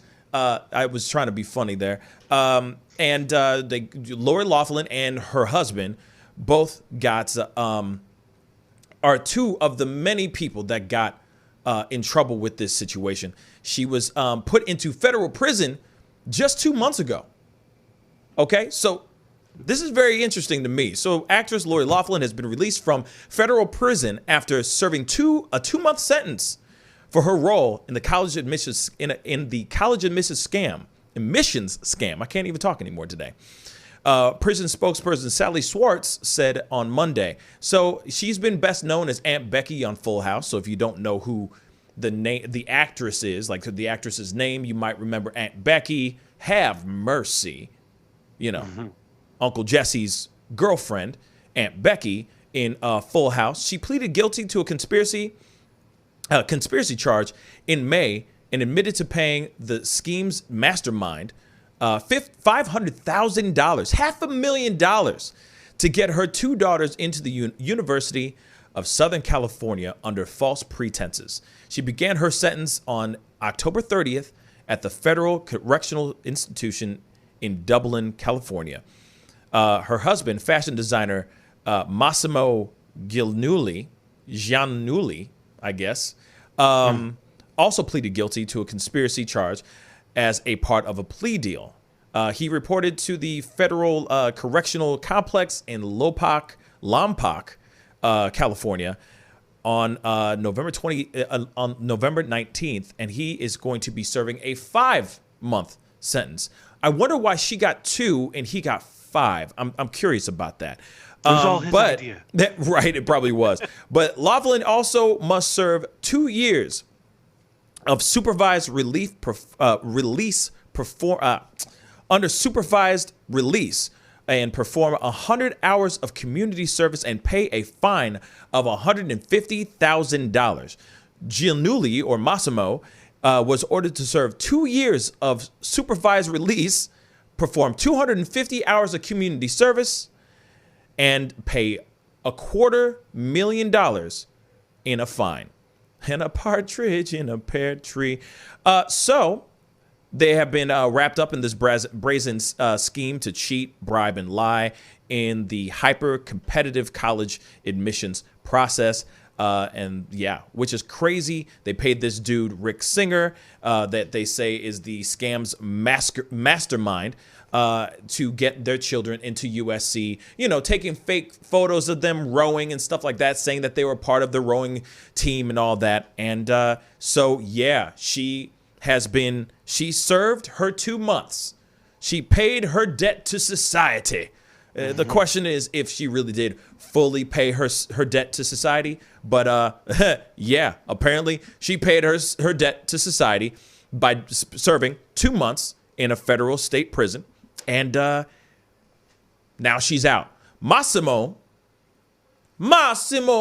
is still in prison right now. He still has, I guess, 3 more months left in his sentence, which I don't get. I don't understand why she got less and he got more, unless he's the one who introduced Lori to the scams mastermind. Maybe it was his whole idea and then she just ran along with it. Or he was just like, I'm going to take the fall, honey, because our daughters need their mom type of thing. And I think that's I think that's the angle that they went with, I think. But go ahead, Jack. What were you going to say? He's the one that sent the money. Ah. So they got him on the fraud wire transfer charges. Ah, so, there we go. But she wasn't the one that sent it. He did. Ah, so that's why. Yeah. Shame on him. I was thinking he was trying to be heroic. I thought he was trying to be heroic. I was thinking he was just trying to be heroic up in this piece, man. He was just like, honey, I'll take the fall. Our daughters need their mother. And that's exactly how he sounds like. You know what I'm saying? Like Batman. It's not hockey pads. T, what do you think? Oh, wait. Go ahead. Where they spend a certain amount of money, and the money they spent on the scam that they were doing is less than the fine that they're getting. I think the fine that they get should be multiples of what they spent. I agree. To do that stuff. It should be a $2 million fine, so that, you know what, you can't sit here and then benefit from your daughters going to Harvard. Like the fact that it's like these drug companies and things. It's like, oh, you caused $8 billion worth of damage. We're gonna fine you $500,000. It's like, like what? Like how does that? Like, that's a slap on the wrist. Yeah. And that's all. That's all it really boils down to. Is this is just a slap on the wrist for them. I mean, all of it is a slap on the wrist. I mean, but if you really think about it though. Before I throw this over to T real quick, think about it. One of the biggest nightmares that every single, I would say, let's just say, white collar civilian, one of the biggest fears is being locked up.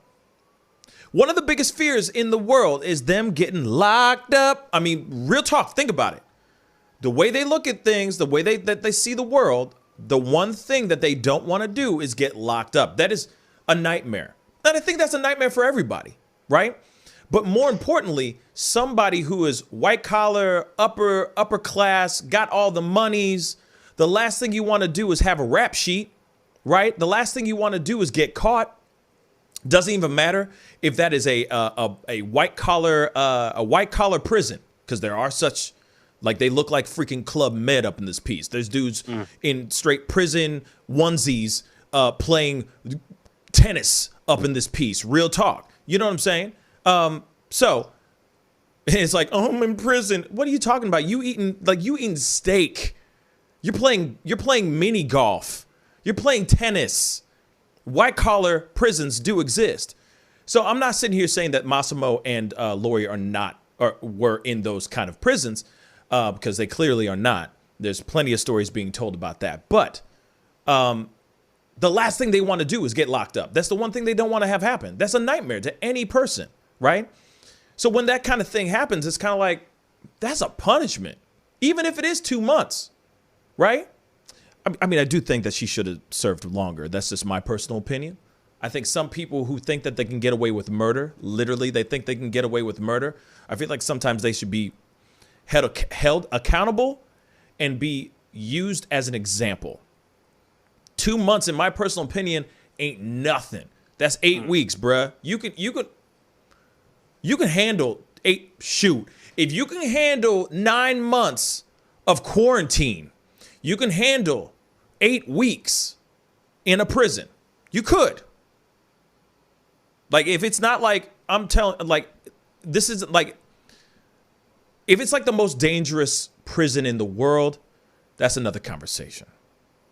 Go with God. You're going to get shanked. Don't drop the soap.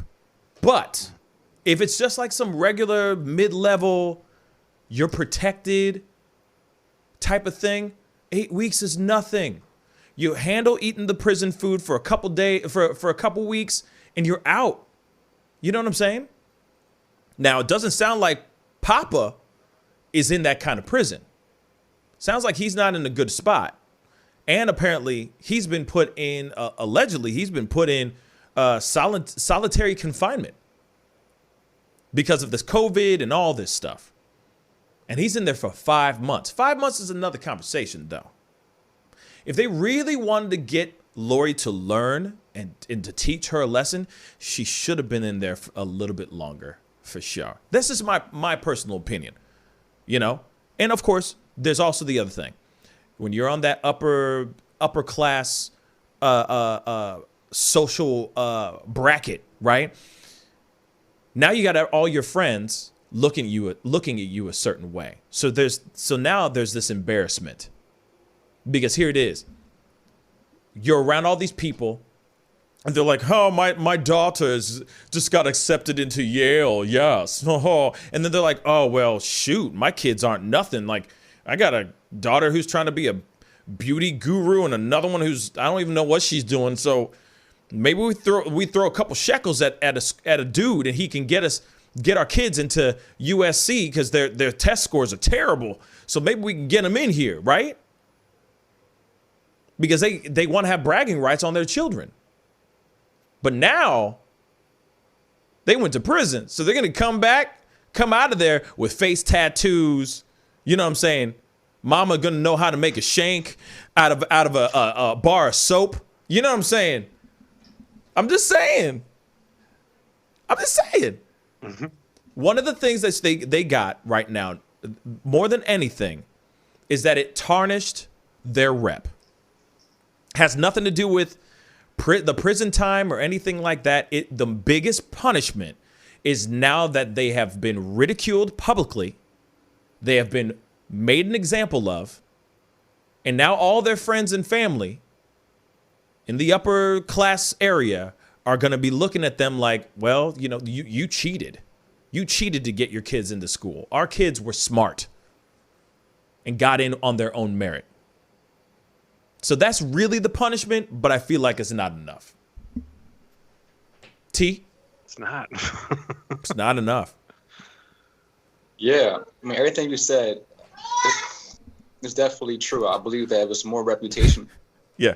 And merit. You know, we have all these spoiled rich kids, you know, who are given everything from day one. A lot of them aren't expected to, you know, necessarily, you know, work super hard. They're just want to make sure they don't mess up the family legacy, the family name. And you mentioned that, you know, that this family's going to have shame on their name and reputation going forward. Yeah. You know, and you made a really good point as far as like, you know, comparing families. But I think that, you know, honestly, this probably isn't like the only case that's happening. I'm pretty sure many people are probably doing this with money. There's probably something that for somebody else to do, to copy. This is what they do, is pay into good schools. But their issue was they got caught. Yeah. And I think getting caught was like, that's the shameful part. Like, how could you get caught? This is what we do anyway. Like, you know, how dumb are you? You know, so I think that, you know, this family ruining, you know, their status, whatever circles they hung out in. You know, they had these clubs, these very, you know, close-knit circles they hang out in. You know, she's probably banished from that forever, and her family. You know, they can't hang out with these elites because, you know, it's tarnishing, you know, this group's, you know, image. Right. It's tainted. You know, you got caught. You got caught. Just got caught, man. Can't hang out with us. You got caught. That's what you get. That's what you get. I think that's politics. I think that's politics for everybody. You know, in a white collar community, like they all do dirt. Yeah. You know, they all do dirt. You know, it's just that those who get caught get shamed the most, and it's like, come on, man, damn, the gig is up. So. You know what's funny to me is that you got somebody in China right now that is in prison for 4 years and getting tortured right now, and you got two people that paid their children's way to get into USC, and they're only seeing months, and probably in not bad of prisons. Like what's her face? What's her face? Stewart. Well, Martha Stewart, but I'm talking about the other person that was part of this whole scandal as well. There was another woman. She was in Desperate Housewives. She was, I'm forgetting her name. She's William H. Macy's Felicity Huffman. I think it's Felicity Huffman. She went to basically like a freaking Club Med, for crying out loud, went to prison for 2 months, pretty much, and was gone. But you got people who are going in and, getting in trouble for something like this, only getting not even a slap on the wrist. It's like a very, very limp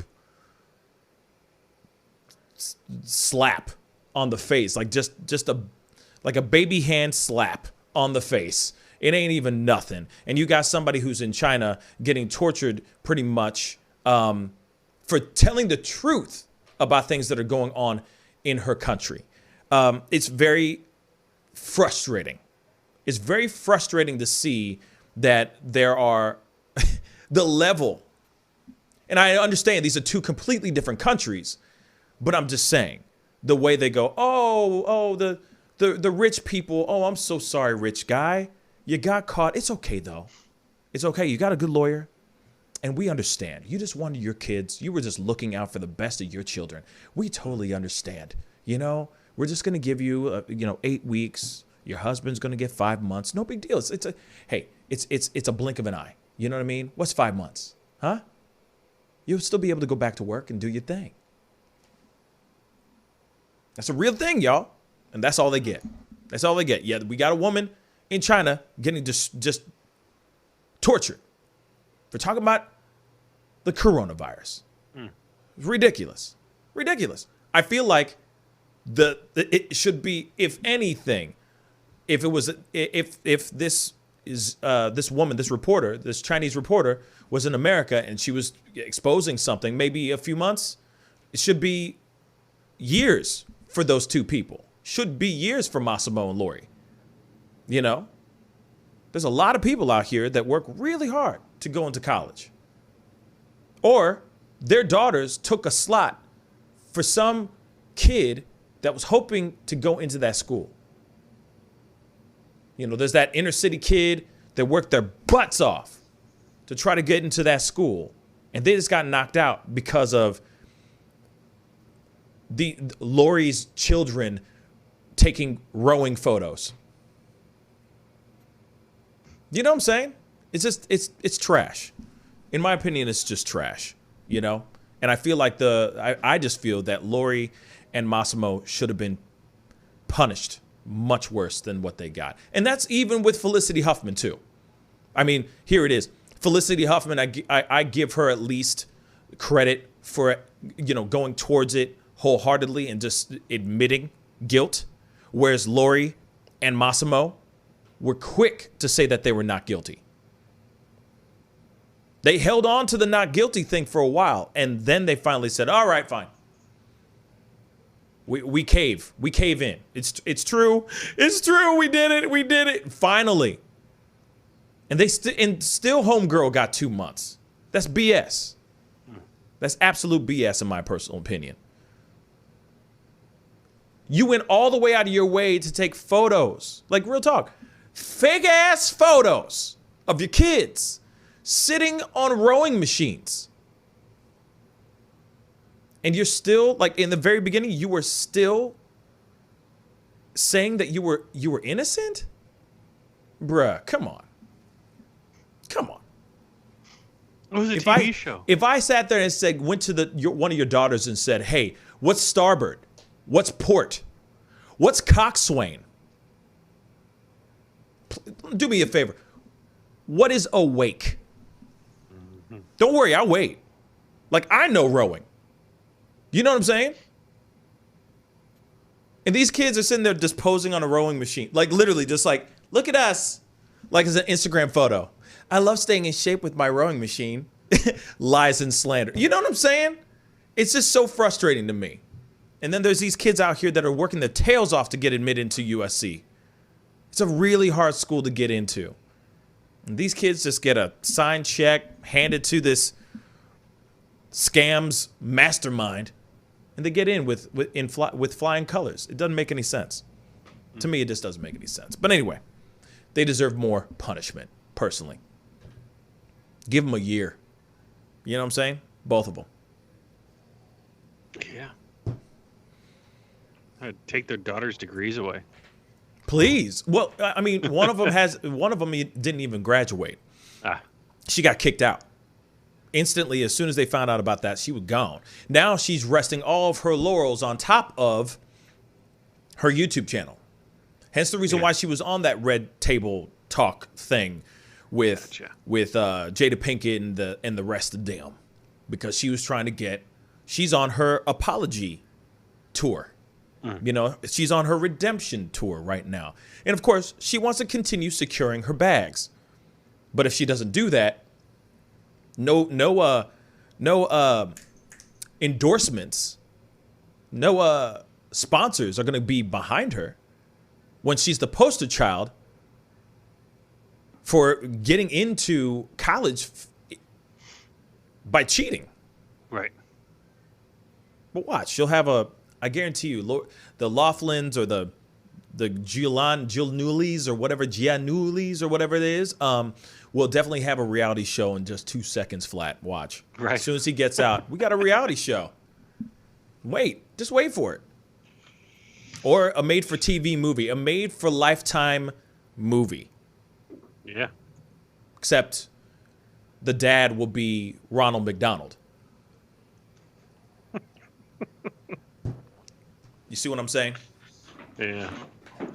Just wait for it. That's all I'm saying about it. Anyway, I digress. Some people are comparing all the different like levels of the sentencing and stuff. Yeah. Kristen Clark on Twitter said Lord Laughlin pleads guilty to federal crimes, less than 2 months in prison. And then Khalif Browder was falsely accused of stealing a backpack, couldn't post bail, and spent 3 years at Rikers awaiting trial. Dies by suicide after release. Justice looks different when you're poor and black. Isn't that funny? That's heavy. But it's facts. And yet you got people out here like Lori Laughlin, like Massimo, like their children, that just can get away with murder, and it's fine. And it's totally bloody fine. And that's why I get so frustrated, because you got a lot of people out here that work their tails off to get into good schools, that are less fortunate, that aren't born with a silver spoon in their mouth.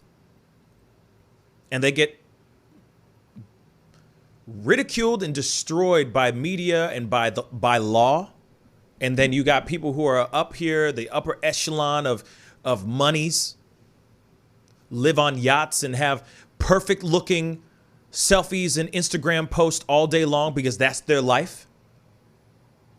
And yet they just get a little slap on the wrist, like a tiny, like it's weak. Nothing. Yeah.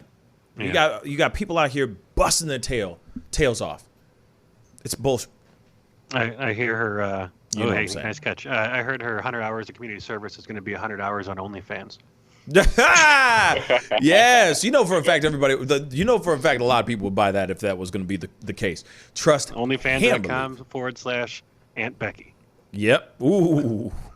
Free. It should be free. And that's right. Hashtag the community service part. Hashtag have mercy. Hopefully. I don't know. Yeah, has she been taking care of herself or no? You know what I'm saying? Is that you what never he said know. in court? Like, do they ask for mercy like that? Please have mercy. Please have mercy on us, please. That's really funny. Anyway, we got to jump into this next story. This is a video that is going viral like crazy, y'all. People are talking about it like crazy. Let me fix this real quick. All right. People are talking about this like crazy, y'all. This is a video that has been going, that's been shared a lot, been talked about a lot. And this is a sad one. I'm sorry, guys. I got to pull this up. Give me 2 seconds whilst I pull this up, because this is a jacked up story. 1 second, guys.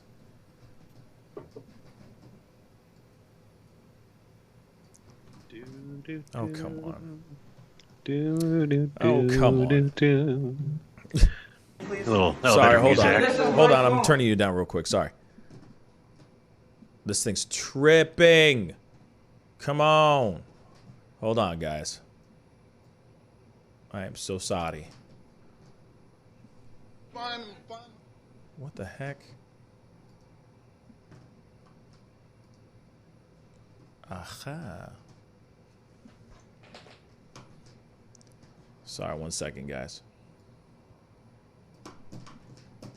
This thing's on crack. Thing got a mind of its own. Come on.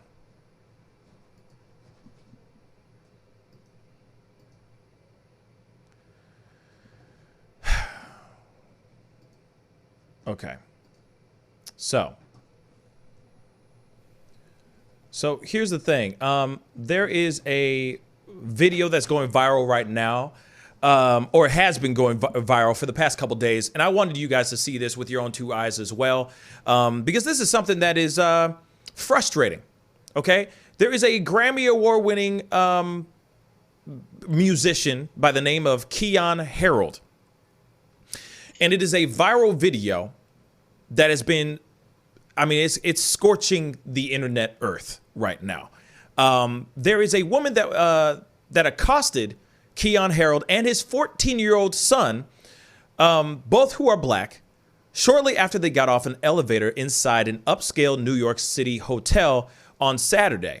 This woman is falsely accusing of this teen of stealing her iPhone. So she is yelling at the 14-year-old kid saying, "Show me my phone." She's just yelling at him saying that you got my phone, you got my phone, you got my phone. This thing is crazy. Of course, the Harold, Keyon Harold, he's also a well-known jazz trumpeter, just so you know, posted this video onto his Instagram showing this woman falsely accusing his son of stealing her iPhone. We got the video. We're going to take a look at it. Let's go. Please. Show me this is my phone. Show me. No. You don't have to explain nothing to her. Take the case off. That's mine. Literally, get it back. Are you kidding me? You feel like there's only one iPhone made in the world? No. Okay, then show me the. No, you get a life. Over there. No, what's on your background? You better go use find my iPhone. Go do that. Find my iPhone is on. Okay, on now, right no, you can't. No. I'm the manager of the hotel. I don't care. He will this right is my now. son. Hey, didn't you see me just come downstairs out of the fucking elevator? I'm trying to help. No, but you're not helping. I what am. you've been is disrespectful. No, I'm trying to settle the situation. My son has nothing to do with her. No. I'm trying to figure out what's going on in the lobby. Then show me the proof. No, he's not leaving. Show me the proof. Are you show me the kidding proof. me? You better get on. I need you away. Let's go, kid. I'm sorry. Better get on. We have what you see two black people. No, I'm not letting him walk away with my phone. Whoa. Better get on somewhere. No, please get my phone back. I cannot not have my phone. Listen, get your. Okay, so you guys see that. Now, it's sparking a lot of criticism, not only just at the woman who is accusing this 14-year-old boy, this 14-year-old black kid, of stealing her phone, but also is getting a lot of criticism to the actual hotel for what people are saying they were accused of mishandling the situation and racially discriminating against Harold and his son. We definitely got to talk about this story because this is very weird. It's crazy, but real quick, part of what he said, Keyon said in this post, he said, the title of it said, I hate that I have to post this. He said, I'm furious. We see this crap happening all the time, but it hits different when it hits home. I typically try to keep things positive, but nothing about this video is positive. The lady in this video assaulted my 14-year-old son and me as we came down from our room in the Arlo hotels, Arlo Soho, to get breakfast. This person, quote unquote, lost her iPhone, quote unquote, lost her iPhone, and apparently my son magically acquired it, which is merely ridiculous. This incident went on for 5 more minutes. Me protecting my son from this lunatic. She scratched me, she tackled me, and grabbed him. He is a child. Now, and then, of course, he says, now watch it again. Take a look at what's going on. This is absolutely crazy. So, of course, I got to pull it up to the guys and throw it out to the talk. to the chat room and get your thoughts on this whole situation. Funny thing is, by the way, I just want to say this too. Funny end of the story is that she found out that her phone was in an Uber. There you have it. So I got to throw it to the fellas. Get your thoughts on this situation. Hold on. Okay. So, T, what are your thoughts on this, man? It's another day, you know, in America where we're seeing video footage of quote unquote these Karens who are causing mass hysteria over things that could just be talked about in a conversation between people. Yeah. You know, the overreaction, the instant I've been wronged, the instant you know, this other person is bringing harm to me. These stigmas, they have to be you know, resolved. I mean, we have to find a way where you know, like what's manifested in these people in situations that allow them to just project their stereotypical views and their fears and their biases outwardly, publicly, on camera, and be okay with it. I mean, this young man was with his father in a nice hotel with an iPhone in his hand. I mean, wow, it was probably a billion iPhones. You know what I'm saying? Yeah. Why pick him out? Say he has my phone. How would he get her phone? Was he anywhere near her? Like, I don't understand. Like, where would that have happened at? From my understanding, real quick, I'm sorry. From my understanding, just so you get a little bit of backstory, I think that they were all on the elevator together, coming down in the elevator, and maybe it was close quarters. You know, New York elevators are like shoe boxes, okay? So maybe that elevator was very, very small, and she was up against the kid, or he was right next to her. Like I said, anything's possible. I'm not sitting here. I'm not on anybody's side. I'm not on the woman's side, but I'm just saying maybe it was close quarters, and his purse happened to be within reach of her. So then she went down, looked to find her phone, and her phone was gone. That is a possibility of why she may have assumed that he stole the phone from her. You see what I'm saying? But that's just an assumption. But I don't know. Maybe they were coming down and she was already down in the lobby and she just turned and just blamed the black kid. You know what I'm saying? Like anything's possible. But go ahead, T. I'm sorry. If the phone was in an Uber, so how did she get to an elevator with this young man? Yeah. After Uber. So was it missing for a while or for a few minutes? I mean, there's a gap of time here that doesn't make any sense. So from her Uber ride to the hotel, her phone went missing. Okay.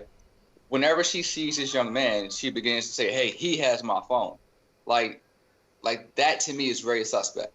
You know, and she not only does she scream it out loud, she's trying to snatch it or grab it or attack him for the phone. Like the father said, all she has to do is do, where's my iPhone app? You know, borrow the manager's phone, who's in the middle of this, who's not really helping. You could have been like, you know what, lady, calm down. You know, use my laptop, use my phone. Let's find your phone before you blame this guest, because the manager should be defending the guest of his hotel. You know, I mean, he wants good customer service, good customer reviews. He should be definitely looking to support his clients and not pick sides. Right. So this could have been mediated in a better way, for sure. Real quick. By him. Real quick, just so you know a little bit of more of backstory on this situation. So on Saturday, Harold and his teenage son went down to the lobby for brunch. Harold said in the Instagram post, suddenly, as they walked through Arlo's lobby, an unknown woman approached and demanded to see the teen's phone. So this woman came out of the clear blue sky, out of the clear New York sky. She came out of nowhere and was basically saying, he took my phone. He took my phone. Then the woman angrily insisted that Harold's son take off the phone's case. So then a hotel manager who got in between Harold and the woman echoed the request. So that's why Arlo Hotel is getting a lot of backlash, because this hotel manager went straight to the 14-year-old boy, Harold's son, and said, take off the case. When he's sitting there going, what the hell are you talking about? I just came down into the lobby with my son. There is no way my son was anywhere near this crazy ass woman. But Arlo hotel manager was quick to assume that kid had the iPhone. Also echoing what this woman was saying, which is insane. So if he goes, okay, imagine this. You're walking down the lobby with your son, your 14-year-old son. Then suddenly some crazy woman, doesn't matter what race, this crazy woman comes up and says, your son just took my phone. So he's sitting there pulling up his phone and going, this is my phone.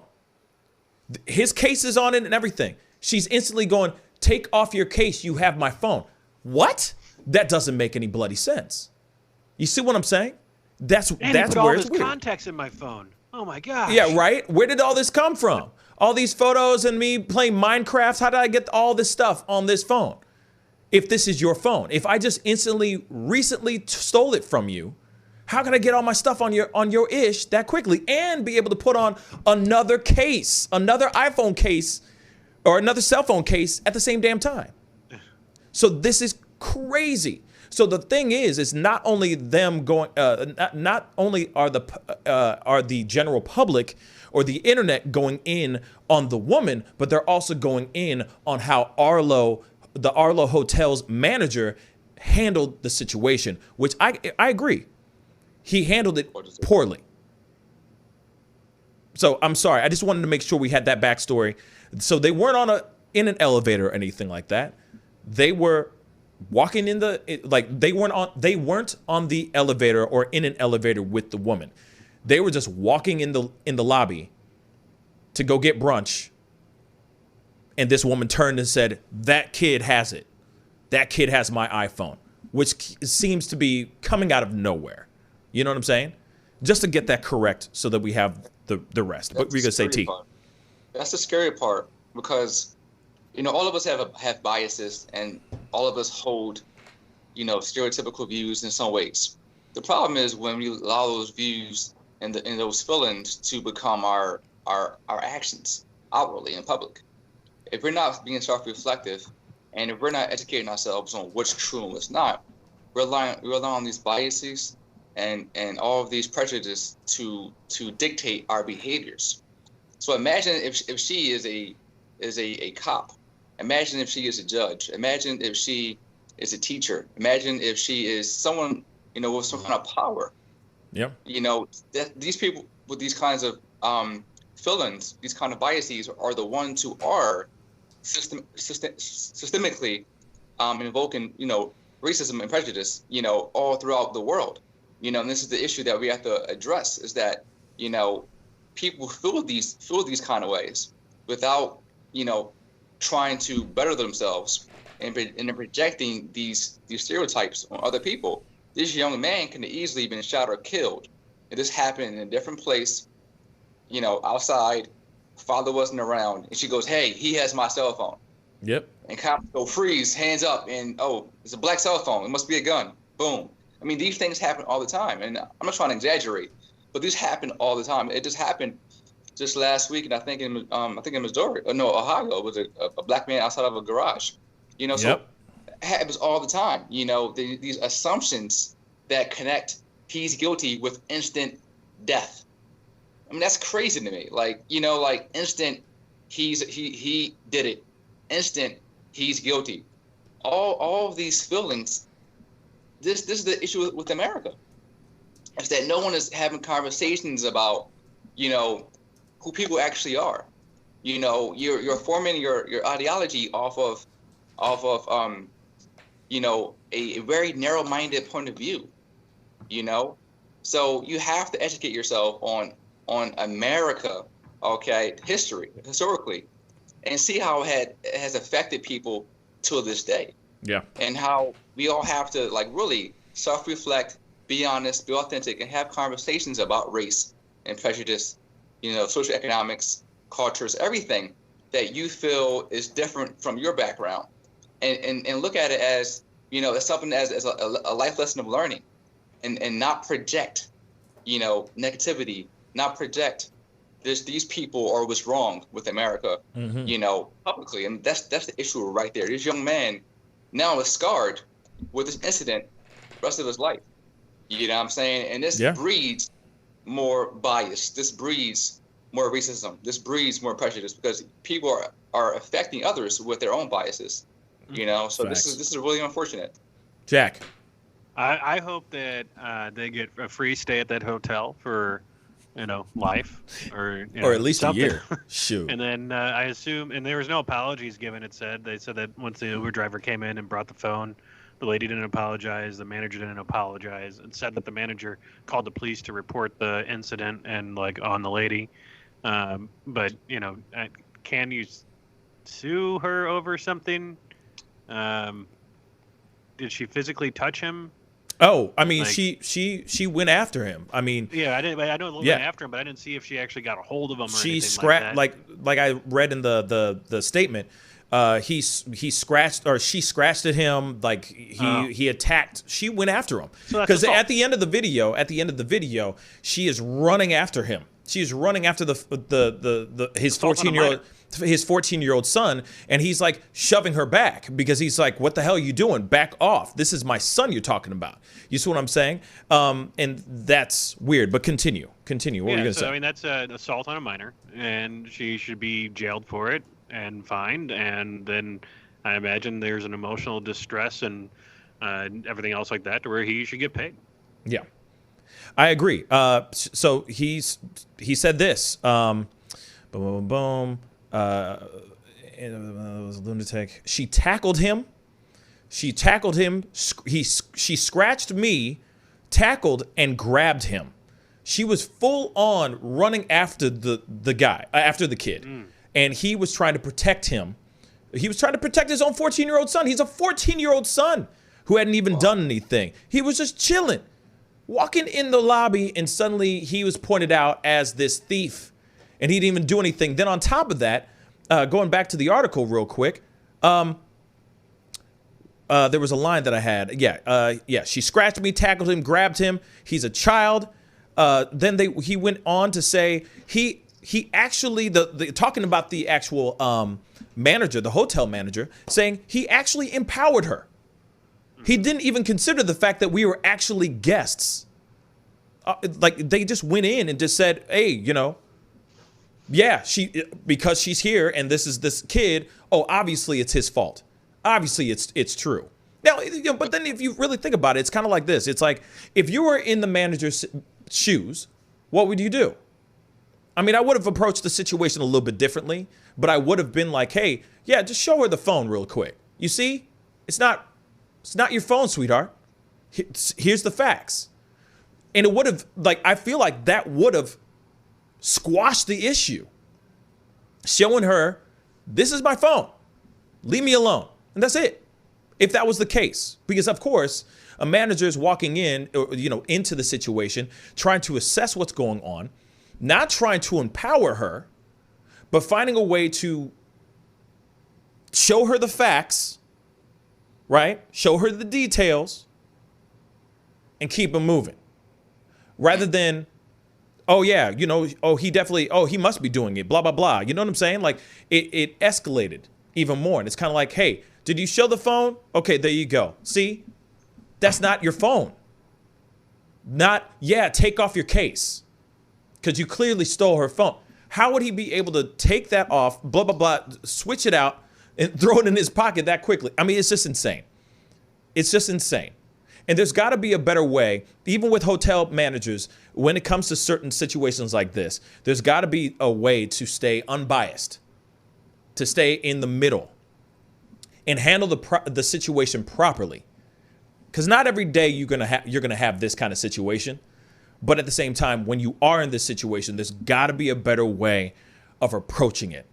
I see Arlo Hotel getting sued like a mug. That lady who, assaulted Harold and his 14-year-old son, I see her getting sued like crazy. And of course, Arlo Hotel has come out with a statement apologizing to the family, apologizing to Harold and his 14-year-old son. But I mean, it's already too little, too late.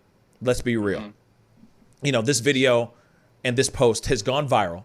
Many people have seen it, and I don't think a lot of people are going to be going over to Arlo Hotel anytime soon. One thing that really drives me crazy is that this is New York City.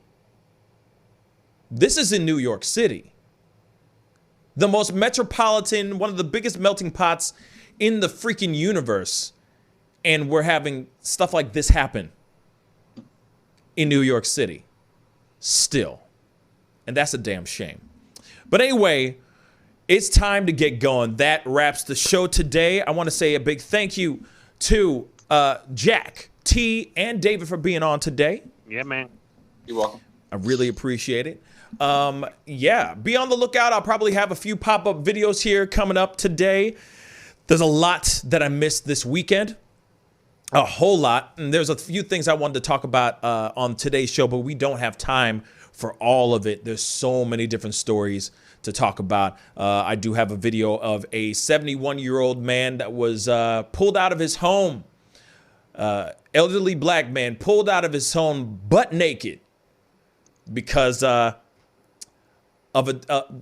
cops wanted to raid his home for some weird random ass reason. So I'll be putting that out here in a little bit. And of course, anything that's breaking, you'll be hearing right here on the Pascal Show. So if you haven't done it yet, hit that subscribe button. Don't forget to hit that like, crush them likes, get those likes up. That would really mean a lot.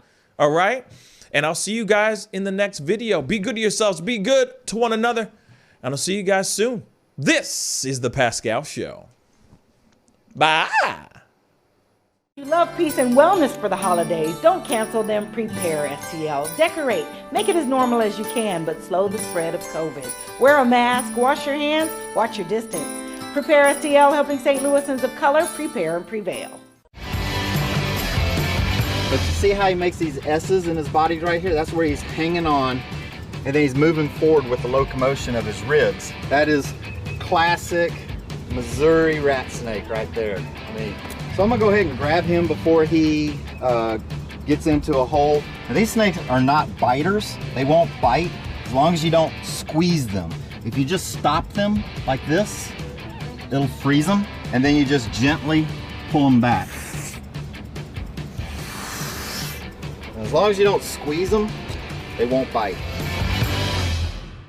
Yo, Mike, what's up, man? Guy? Good to see you, man. Yeah, so Sugar Fire. Yeah. Fully open, right? Yeah, we're pretty much open. So you can't sit inside yet. Monday you can sit inside a little bit. We'll have 25% of the tables inside, and then we're letting it rip outside. So I know that there's a lot of people really concerned about staying safe and all of that. No, so what are you guys doing in regards to that? Well, we have extra people to clean, rub everything down all the time. Everybody inside's wearing masks. And we have little stickers on the ground so everyone can stay 6 feet apart. Right on. The tables are all spaced out, inside and outside. Sugar Fire, open in full effect right now. They're staying healthy, they're staying clean. Go get you a rack of ribs. Sugar Fire, open right now. Thanks.